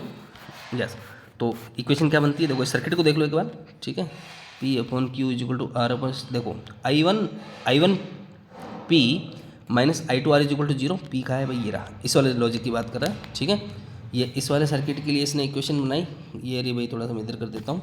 Yes, तो इसके लिए इक्वेशन क्या हो जाएगी, जो ऊपर बनाई थी मैंने, वो क्या बनी थी आपके पास, I1P और दूसरी इधर नीचे क्या था अभी दिख नहीं रहा मेरे को, I1P minus I2R is equal to 0। ये फर्स्ट इक्वेशन हो जाती है जो किरचॉफ सेकेंड लॉ से बनती है, लूप लॉ से। तो इसको जब ऊंधा फूंदा करोगे, सीधा करोगे, तो क्या बन जाएगा भाई, I1 upon I2 is equal to R upon P। ऐसे आप सेकंड लूप की बात करते हो भाई, सेकंड लूप कौन सा है, ये रहा। ठीक है, इस लूप की बात करते हो तो ये क्या हो जाएगा भाई, I3Q माइनस इधर क्या हो जाएगा भाई, I4S। भाई थोड़ी सी गड़बड़ करिए इसने, यहाँ पे I4 है, I4S इज इक्वल टू क्या हो जाएगा 0। जब इसको बैलेंस करते हो तो I1, थोड़ा सा एडिटिंग यार, ये एक गड़बड़, कब देखो इतना सब कुछ करने के बाद में थोड़ी बहुत गलतियाँ तो हो ही जाती है ना जल्दीबाजी के अंदर। ये क्या हुआ था, मैंने स्क्रीनशॉट लग गया बट लगा दिया था, पर गड़बड़ी देखो थोड़ी बहुत है यहाँ पर। ठीक है, तो I1 is equal to S upon Q, दोनों को बराबर कर देते हैं अपन। ठीक है, दोनों रेशियो बराबर हो जाएंगे, और क्योंकि बैलेंस कंडीशन में रहेगा तो I1 I3 के बराबर हो जाएगा, I2 I4 के बराबर हो जाएगा। उस कंडीशन के अंदर आपको जो रिलेशन मिलेगा, जो करेक्ट रिलेशन मिलेगा, वो क्या मिलेगा, वो मिल जाएगा आपको R upon P is equal to S upon Q। समझ गए होंगे ना, और इसी को आप बैलेंस करके P upon Q is equal to R upon S। By the way देखो ये थोड़ी सी गड़बड़ है ना, जो डायग्राम था उसके हिसाब से क्या होगा, P अपॉन R, मैं सही कर देता हूँ ना, P upon R is equal to, इधर Q था ऊपर, है ना, Q अपॉन S, ऐसा बन जाएगा। नहीं, ये सही है, P upon R is equal to Q upon S, ज़्यादा कोई गड़बड़ नहीं है ना, थोड़ा सा बस ये Q और R वाला फंडा हो गया। चलो आगे बढ़ते हैं। व्हीटस्टोन सेतु वही चीज़ है भाई, कॉम्बिनेशन है, लैंग्वेज को पढ़ सकते हो आप, स्क्रीनशॉट ले सकते हो, ठीक है। विभिन्न प्रतिरोधों के अनेक क्रम में लगाकर प्रतिरोध की विशेष व्यवस्था बनाई गई है जिससे किसी चालक का प्रतिरोध ज्ञात किया जा सकता है, ठीक है। अननोन रेजिस्टेंस फाइंड आउट किया जा सकता है। प्रतिरोध की विशेष व्यवस्था को व्हीटस्टोन सेतु कहते हैं। चतुर्भुज में लगी कुंजी K2 को दबाने पर BD में धारा प्रवाहित नहीं होती है, BD के बीच में विभवांतर शून्य होगा, ठीक है। ये पूरी कंडीशन भाई I1P minus I2 R is equal to 0 first वाले लूप के लिए, जो ट्रायंगल पहला वाला ट्रायंगल उसके लिए, ठीक है। फिर BCDB, हाँ इस वाले के लिए। अच्छा यहाँ पे मैंने इक्वेशन सही लिखी है क्या? हाँ ठीक है ठीक है, हाँ वो I1 I3 बराबर हो जाएगा, ठीक है। तो I1Q is equal minus I2 S is equal to 0, ठीक है। और जब इसके रिलेशन को बैलेंस करते हो तो P upon Q is equal to R upon S। अच्छा थोड़ी सी गड़बड़ यही हुई है ना, अपने डायग्राम में गड़बड़ थी, बाकी चीज़ों में गड़बड़ नहीं थी ना। Q बिल्कुल यार सही कह रहे हो यार, गड़बड़ केवल यहाँ थी, है ना। अपने को यहाँ सही करना है बेटा। प्यारे बच्चों जो भी आप लोग वीडियो देख रहे हो ना, इसके अंदर इसको तो आप कर देना Q, है ना। रुक रहे यार, इरेजर का गया, ये रहा, ठीक है। इसको कर देना R, कहाँ गया भाई, मार्कर का है, ये रहा, ये R हो जाए। अरे यार आप ऊपर से मत आओ, ये नीचे, है ना। बस ये इतना सा सही कर देना, बाकी पूरा डेरिवेशन सही है, ठीक है। सब बराबर है भाई। और थोड़ा सा ये थोड़ा सा ये काम आप कर लेना ना भाई। ये व्हीटस्टोन संतुलन की शर्त है, इसे व्हीटस्टोन सेतु का सूत्र भी बोलते हैं। ये अनुबंध है चतुर्भुज के चारों ओर P upon Q is equal to R upon S, ठीक है। वही गड़बड़ है ना, समझ गए ना भाई। R की जगह क्या करना है, Q करना है, और पर Q है उसकी जगह क्या करना है भाई, R करना है ना। इसको इंटरचेंज कर दो, बाकी सारा काम सही है। यस आगे बढ़ते हैं अपन। एम्पियर का परिपथीय नियम से एक अत्यधिक लंबी धारावाही परिनलिका के अक्ष पर चुंबकीय क्षेत्र का व्यंजक प्राप्त करना है, आवश्यक चित्र बनाना है, ठीक है। मैग्नेटिक फील्ड निकालना है eight the axis of current carrying solenoid, ampere circuit tutorial law से ड्रॉ द नेसेसरी डायग्राम, ठीक है। एम्पियर का परिपथीय नियम है, इससे इसको सॉल्व किया जाएगा। चलो तो करा है अपन ने, चिंता मत कीजिए, ये रहा भाई, है ना। एक मैग्नेटिक फील्ड होती है सोलेनॉइड, ये सोलेनॉइड है बेटा, है ना। अब बोलो सर सोलेनॉइड का दिख रही है, ये वो ये रही सोलेनॉइड, ऐसे ऐसे बनती है ना।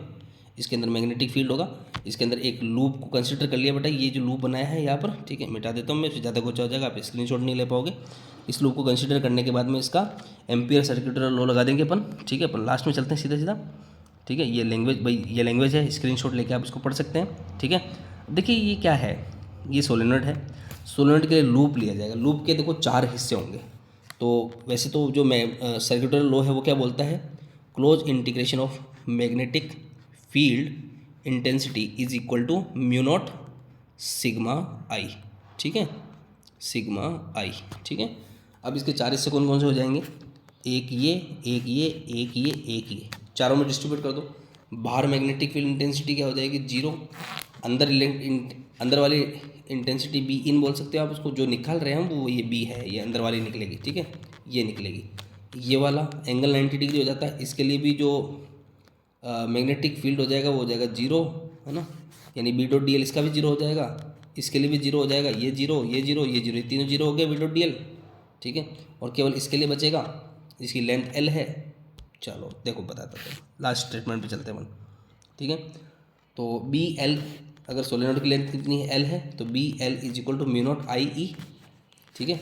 तो अपने को बी की वैल्यू निकालनी है, तो बी इज इक्वल टू ये एन इसके अपॉन में चला जाएगा। अगर इसके अंदर नंबर ऑफ टर्न्स कितने हो बेटा, अगर नंबर ऑफ टर्न्स को अगर मैं कैपिटल एन लिख देता हूँ, ठीक है, तो जैसे एल इसके अपॉन में जाएगा तो capital N upon capital L is equal to small n बन जाता है। ये एक तरीके से क्या है, नंबर ऑफ टर्न्स पर यूनिट लेंथ ऑफ सोलेनॉइड, ठीक है।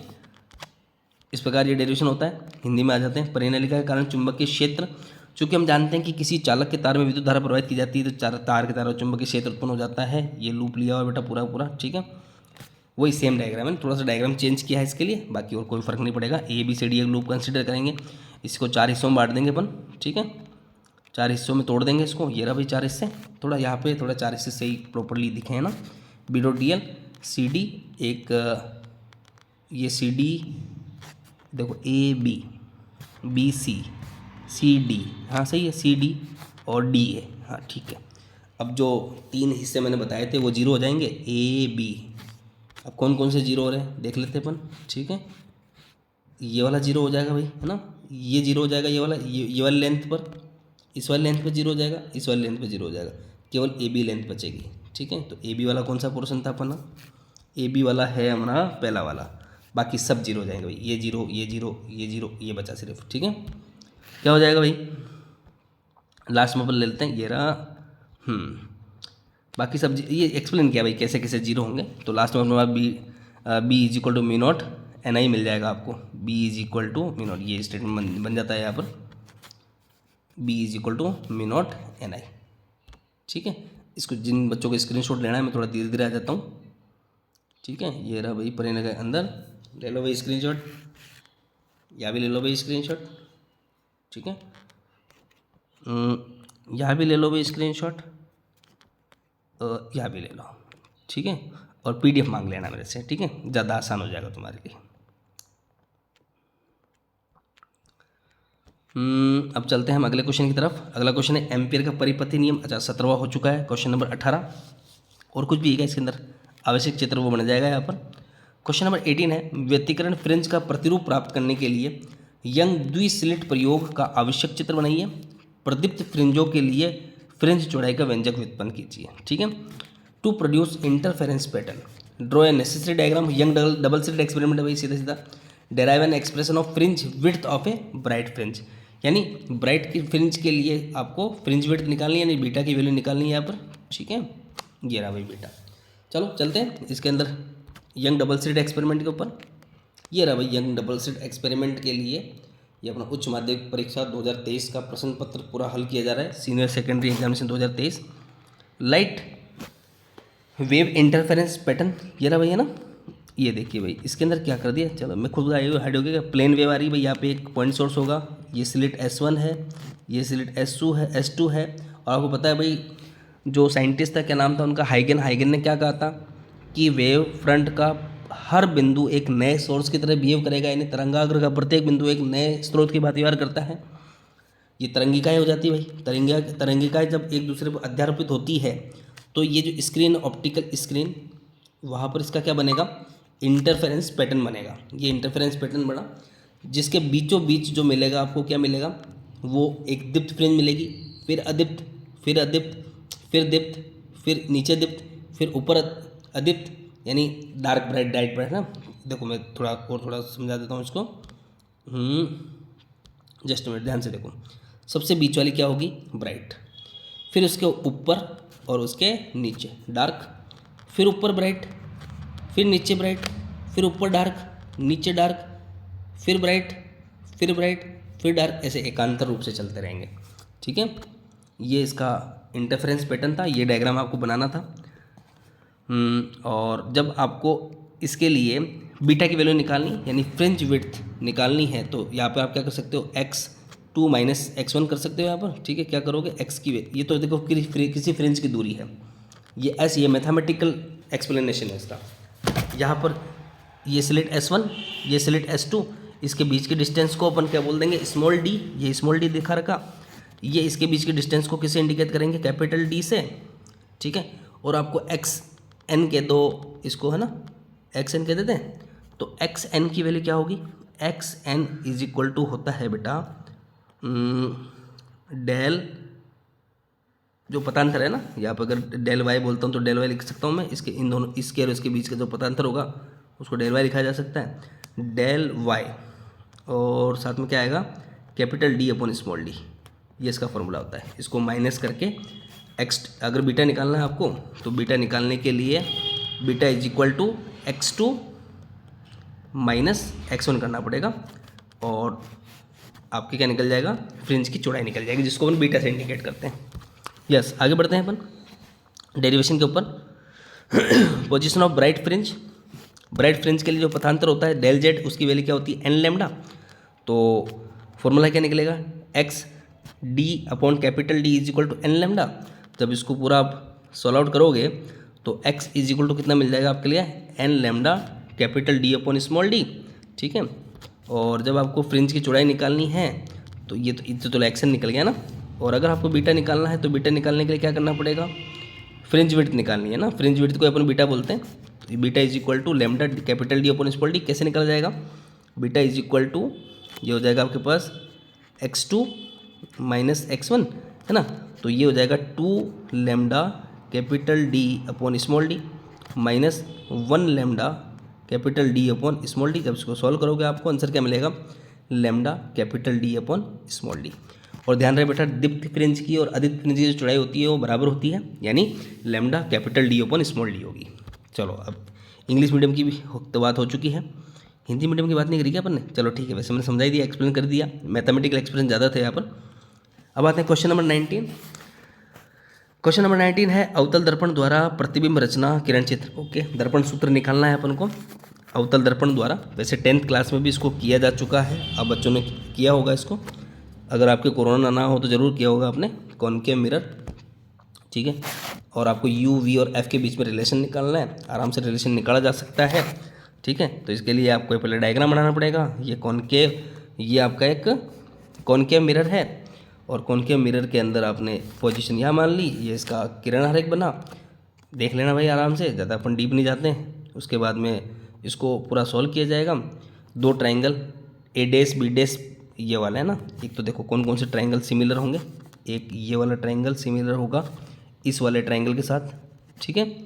और दूसरा ट्राइंगल कौन सा सॉरी, दूसरा ट्राइंगल होगा ये वाला ट्राइंगल इस वाले ट्राइंगल के साथ में कैसा है, सिमिलर है। और जब इनको सॉल्व किया जाएगा, है ना, जब 2 ट्राइंगल सिमिलर हो जाएंगे, समरूप हो जाएंगे, तो उनकी भुजाओं का अनुपात सेम होता है ना, उनके जो साइड्स का रेशियो होता है वो सेम होता है।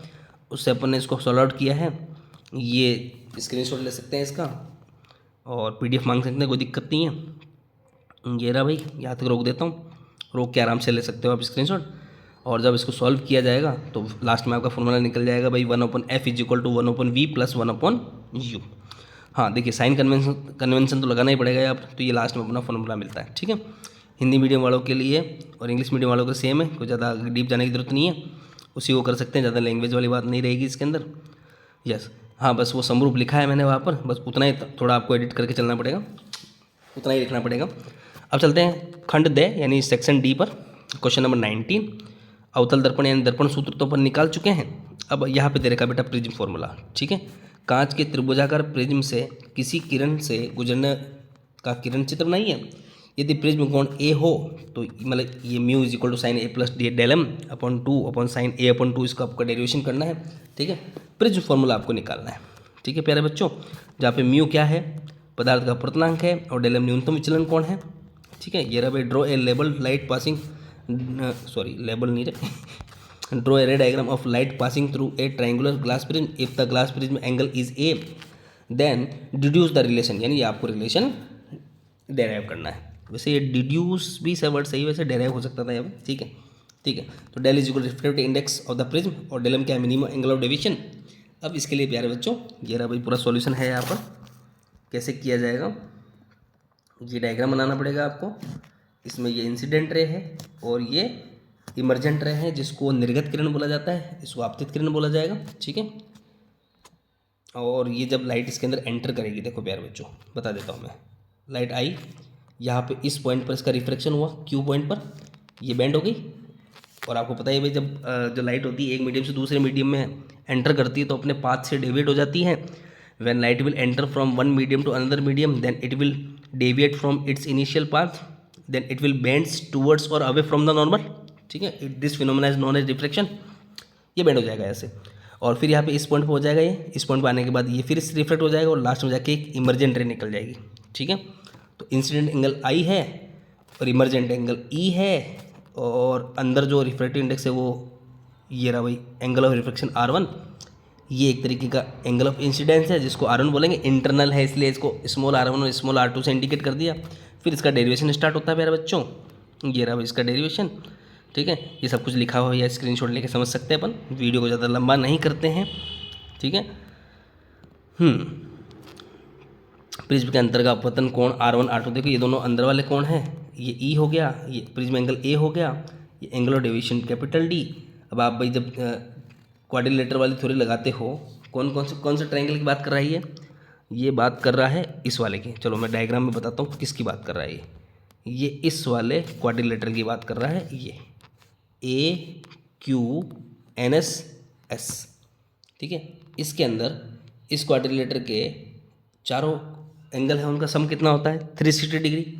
यहाँ पे कितना होगा 90 डिग्री, यहाँ पे कितना होगा 90 डिग्री। तो आप कह सकते हो A plus N3 is equal to 180 degree. एक तो ये काम में आएगा। दूसरा काम में आएगा बेटा ये एंगल ऑफ डेविएशन, बाहर वाला कौन है भाई विचलन कोण, तो कैपिटल डी, बाह्य कोण जिसको बोलते हैं बना ना, एक्सटीरियर एंगल। तो एक्सटीरियर एंगल इक्वल हो जाएगा, देखो आई minus R1 plus E minus R2, ठीक है। इससे आपका रिलेशन निकल जाएगा।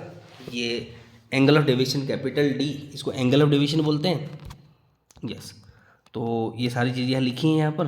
तो जब दोनों प्रतिबंध, जब आप बात करते हैं मिनिमम एंगल ऑफ डेविएशन की, तो मिनिमम एंगल ऑफ डेविएशन के ऊपर रिलेशन निकल जाएगा आपके, ये रहा भाई, है ना। ये देखिए क्या है, अच्छा ये ऊपर आता है तो नीचे से थोड़ा ऊपर हो जाता है, ठीक है। तो स्नेल्स लॉ है यहाँ पर, पता ही है आपको भाई, रिफ्रैक्शन होगा तो स्नेल्स लॉ काम करता है यहाँ पर। मिनिमम एंगल डेविएशन, ठीक है, यानी न्यूनतम विचलन कोण की अवस्था के अंदर R1 R2 बराबर हो जाते हैं, तो उससे रिलेशन निकल जाता है R is equal to A/2। और मिनिमम एंगल ऑफ डेविएशन की कंडीशन के अंदर कैपिटल डी जो एंगल ऑफ डेविएशन है, जो विचलन कोण है, उसको D is equal to DM बोल दिया जाएगा। उस कंडीशन में I is equal to E हो जाएगा, ठीक है। तो जब इस रिलेशन को रखते हैं तो आपको रिलेशन मिलता है I is equal to A plus DM/2। और स्नेल्स लॉ के अंदर जैसे आप वैल्यू पुट करोगे इन दोनों की, तो आपको मिल जाएगा N is equal to sine, अच्छा ये ब्रैकेट लगाना भैया यहाँ पे ना, यहाँ पे ब्रैकेट लग जाएगा, एक ब्रैकेट यहाँ लग जाएगा, तो sine A plus DM/2 upon sine A/2। और यही हमारा क्या है, प्रिज्म फॉर्मूला है, ठीक है प्यारे बच्चों। अगला क्वेश्चन की तरफ बढ़ते हैं अपन। अगला क्वेश्चन अपना अंतिम प्रश्न है दिष्ट कार्य, ठीक है। मैंने क्या है इसके अंदर अथवा वाले क्वेश्चन को भी एक्सप्लेन किया है, एक क्वेश्चन को लेकर नहीं चला हूँ मैं, यस। दिष्ट कार्य किसे कहते हैं, यानी ऐसी युक्ति जो AC करंट को DC करंट में चेंज कर दे, उसको दिष्ट कार्य बोलते हैं। यानी रेक्टिफायर की बात कर रहा है यहाँ पर, ठीक है। मैं समझा देता हूँ दिष्ट कार्य क्या होता है, ऐसी युक्ति जो AC को किस में कन्वर्ट कर दे, DC करंट के अंदर, ठीक है मेरे बच्चों, उसको हम दिष्ट कार्य बोलते हैं। और पूर्ण तरंग दिष्ट कार्य, एक सेकेंड प्यारे बच्चों, कहाँ गया भैया हमारा,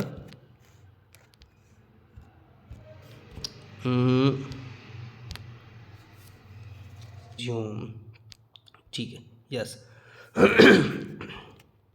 थोड़ा पानी पीने के लिए हमने शॉर्ट ब्रेक लिया था, वैसे आपको महसूस नहीं हुआ क्योंकि हमने स्टॉप कर दिया था, ठीक है। तो दिष्टकारी क्या होता है भाई, AC को DC में कन्वर्ट कर देता है। पूर्ण तरंग दिष्टकारी यानी फुल वेव रेक्टिफायर को एक्सप्लेन करना है, उसकी कार्यविधि समझानी है। निवेशी प्रत्यावर्ती तथा निर्गम प्रत्यावर्ती के बीच में, यानी आपको वेव प्रतिरूप बनाना है, ठीक है। रेक्टिफिकेशन क्या होता है, the process of converting alternate current to direct current, this process is known as rectification. और फुल वेव रेक्टिफायर को आपको एक्सप्लेन करना है, इसकी वर्किंग को करना है। इसके लिए फुल वेव रेक्टिफायर यानी पूर्ण तरंग दिष्टकारी के लिए 2 डायोड लगेंगे D1 D2, और फिर आपको इनपुट और आउटपुट की जो वेव फॉर्म है उसको आपको बनाना है। फिर इसके अथवा में दे रखा है निज अर्धचालक किसे कहते हैं, यानी इसको बोलते हैं इंट्रिंसिक सेमीकंडक्टर, जिसको अपन प्योर भी बोल सकते हैं, ठीक है। और PN संधि निर्माण यानी PN डायोड कैसे बनती है, इसकी जो PN जंक्शन बनता है वो कैसे बनता है उसको समझाना है, उसका जो आवश्यक डायग्राम है उसको बनाना है, ठीक है।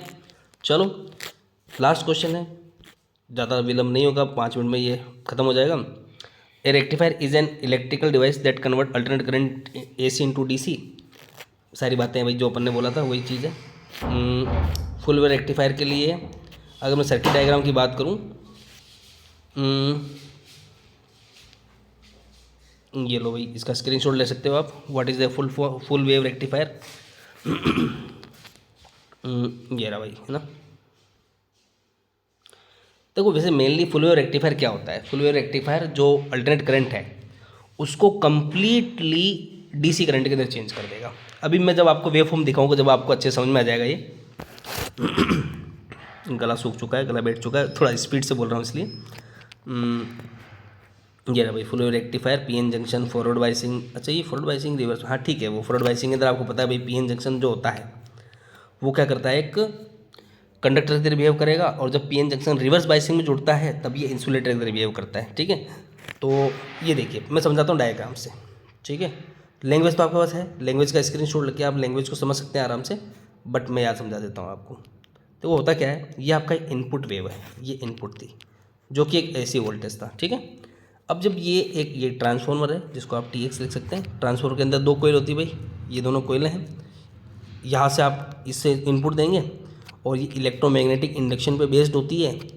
और यहाँ पर करंट इंड्यूस हो जाएगा सेकेंडरी कोयल के अंदर, ये प्राइमरी कोयल, ये सेकेंडरी कोयल, दूसरी भाई ये वाली सेकेंडरी कोयल, ये प्राइमरी कोयल, ये डायोड D1। आपको पता है भाई जब यहाँ पे इनपुट अप्लाई करोगे तो एक बार क्या होगा, ये डायोड होगी फॉरवर्ड बाइसिंग में, जब ये फॉरवर्ड बाइसिंग में होगी तो ये वाली डायोड होगी रिवर्स बाइसिंग में।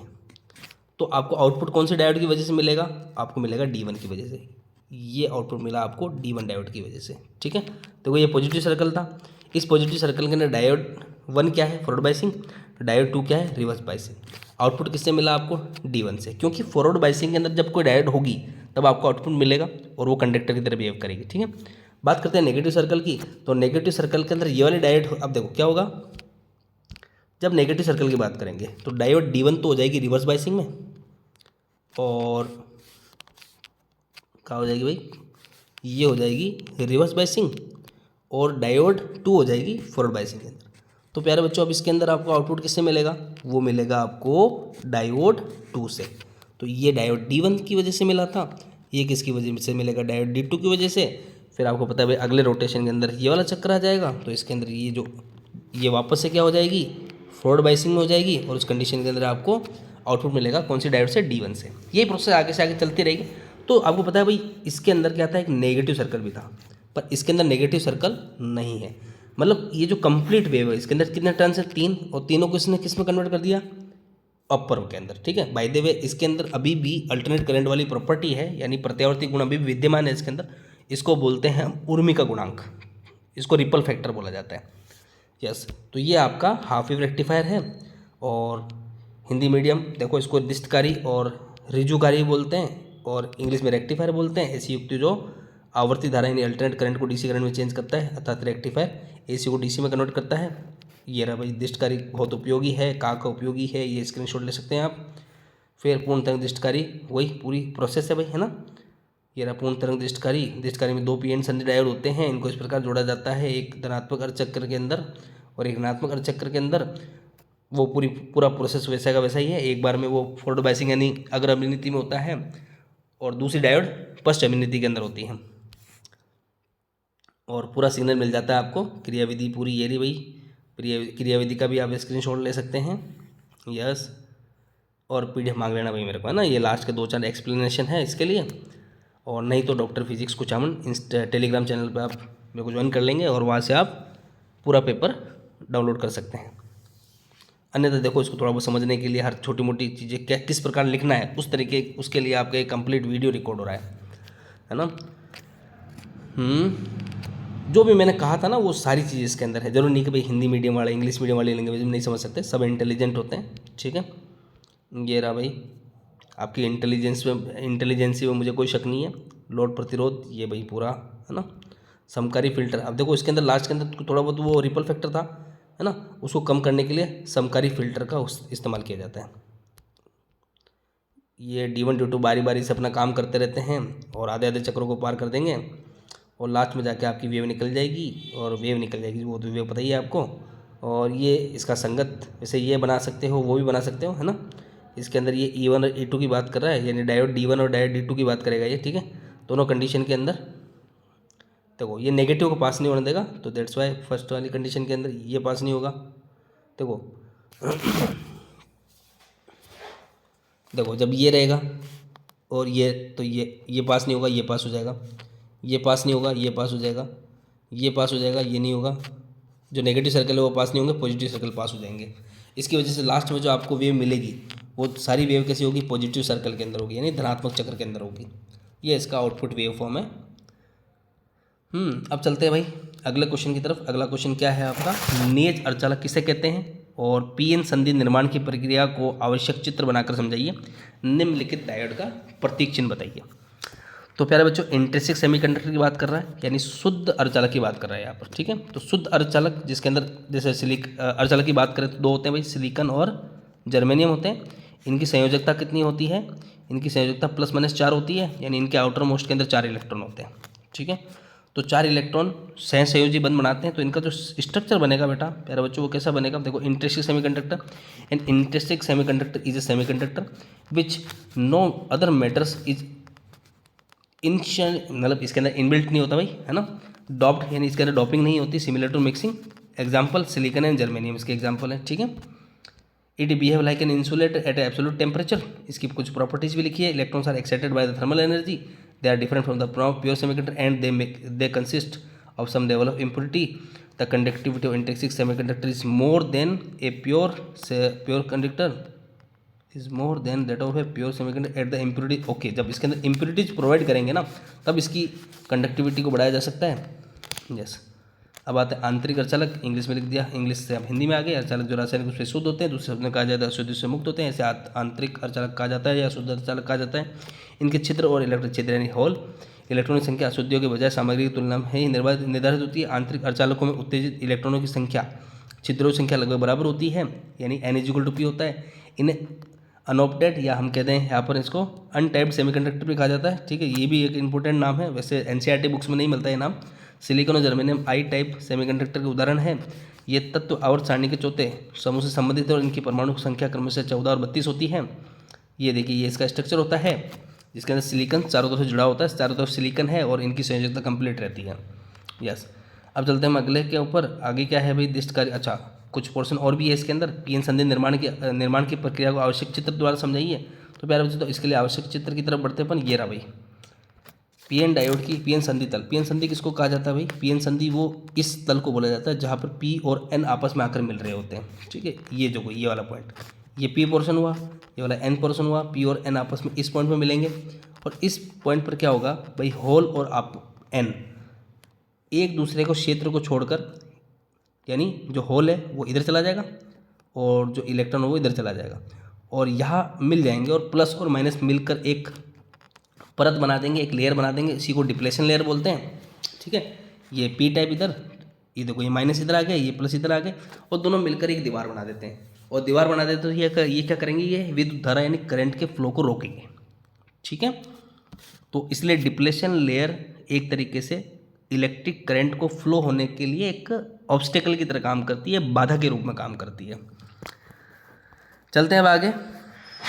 पीएन संधि डायोड, ये रहा भाई, आप स्क्रीनशॉट ले सकते हैं यहाँ पर।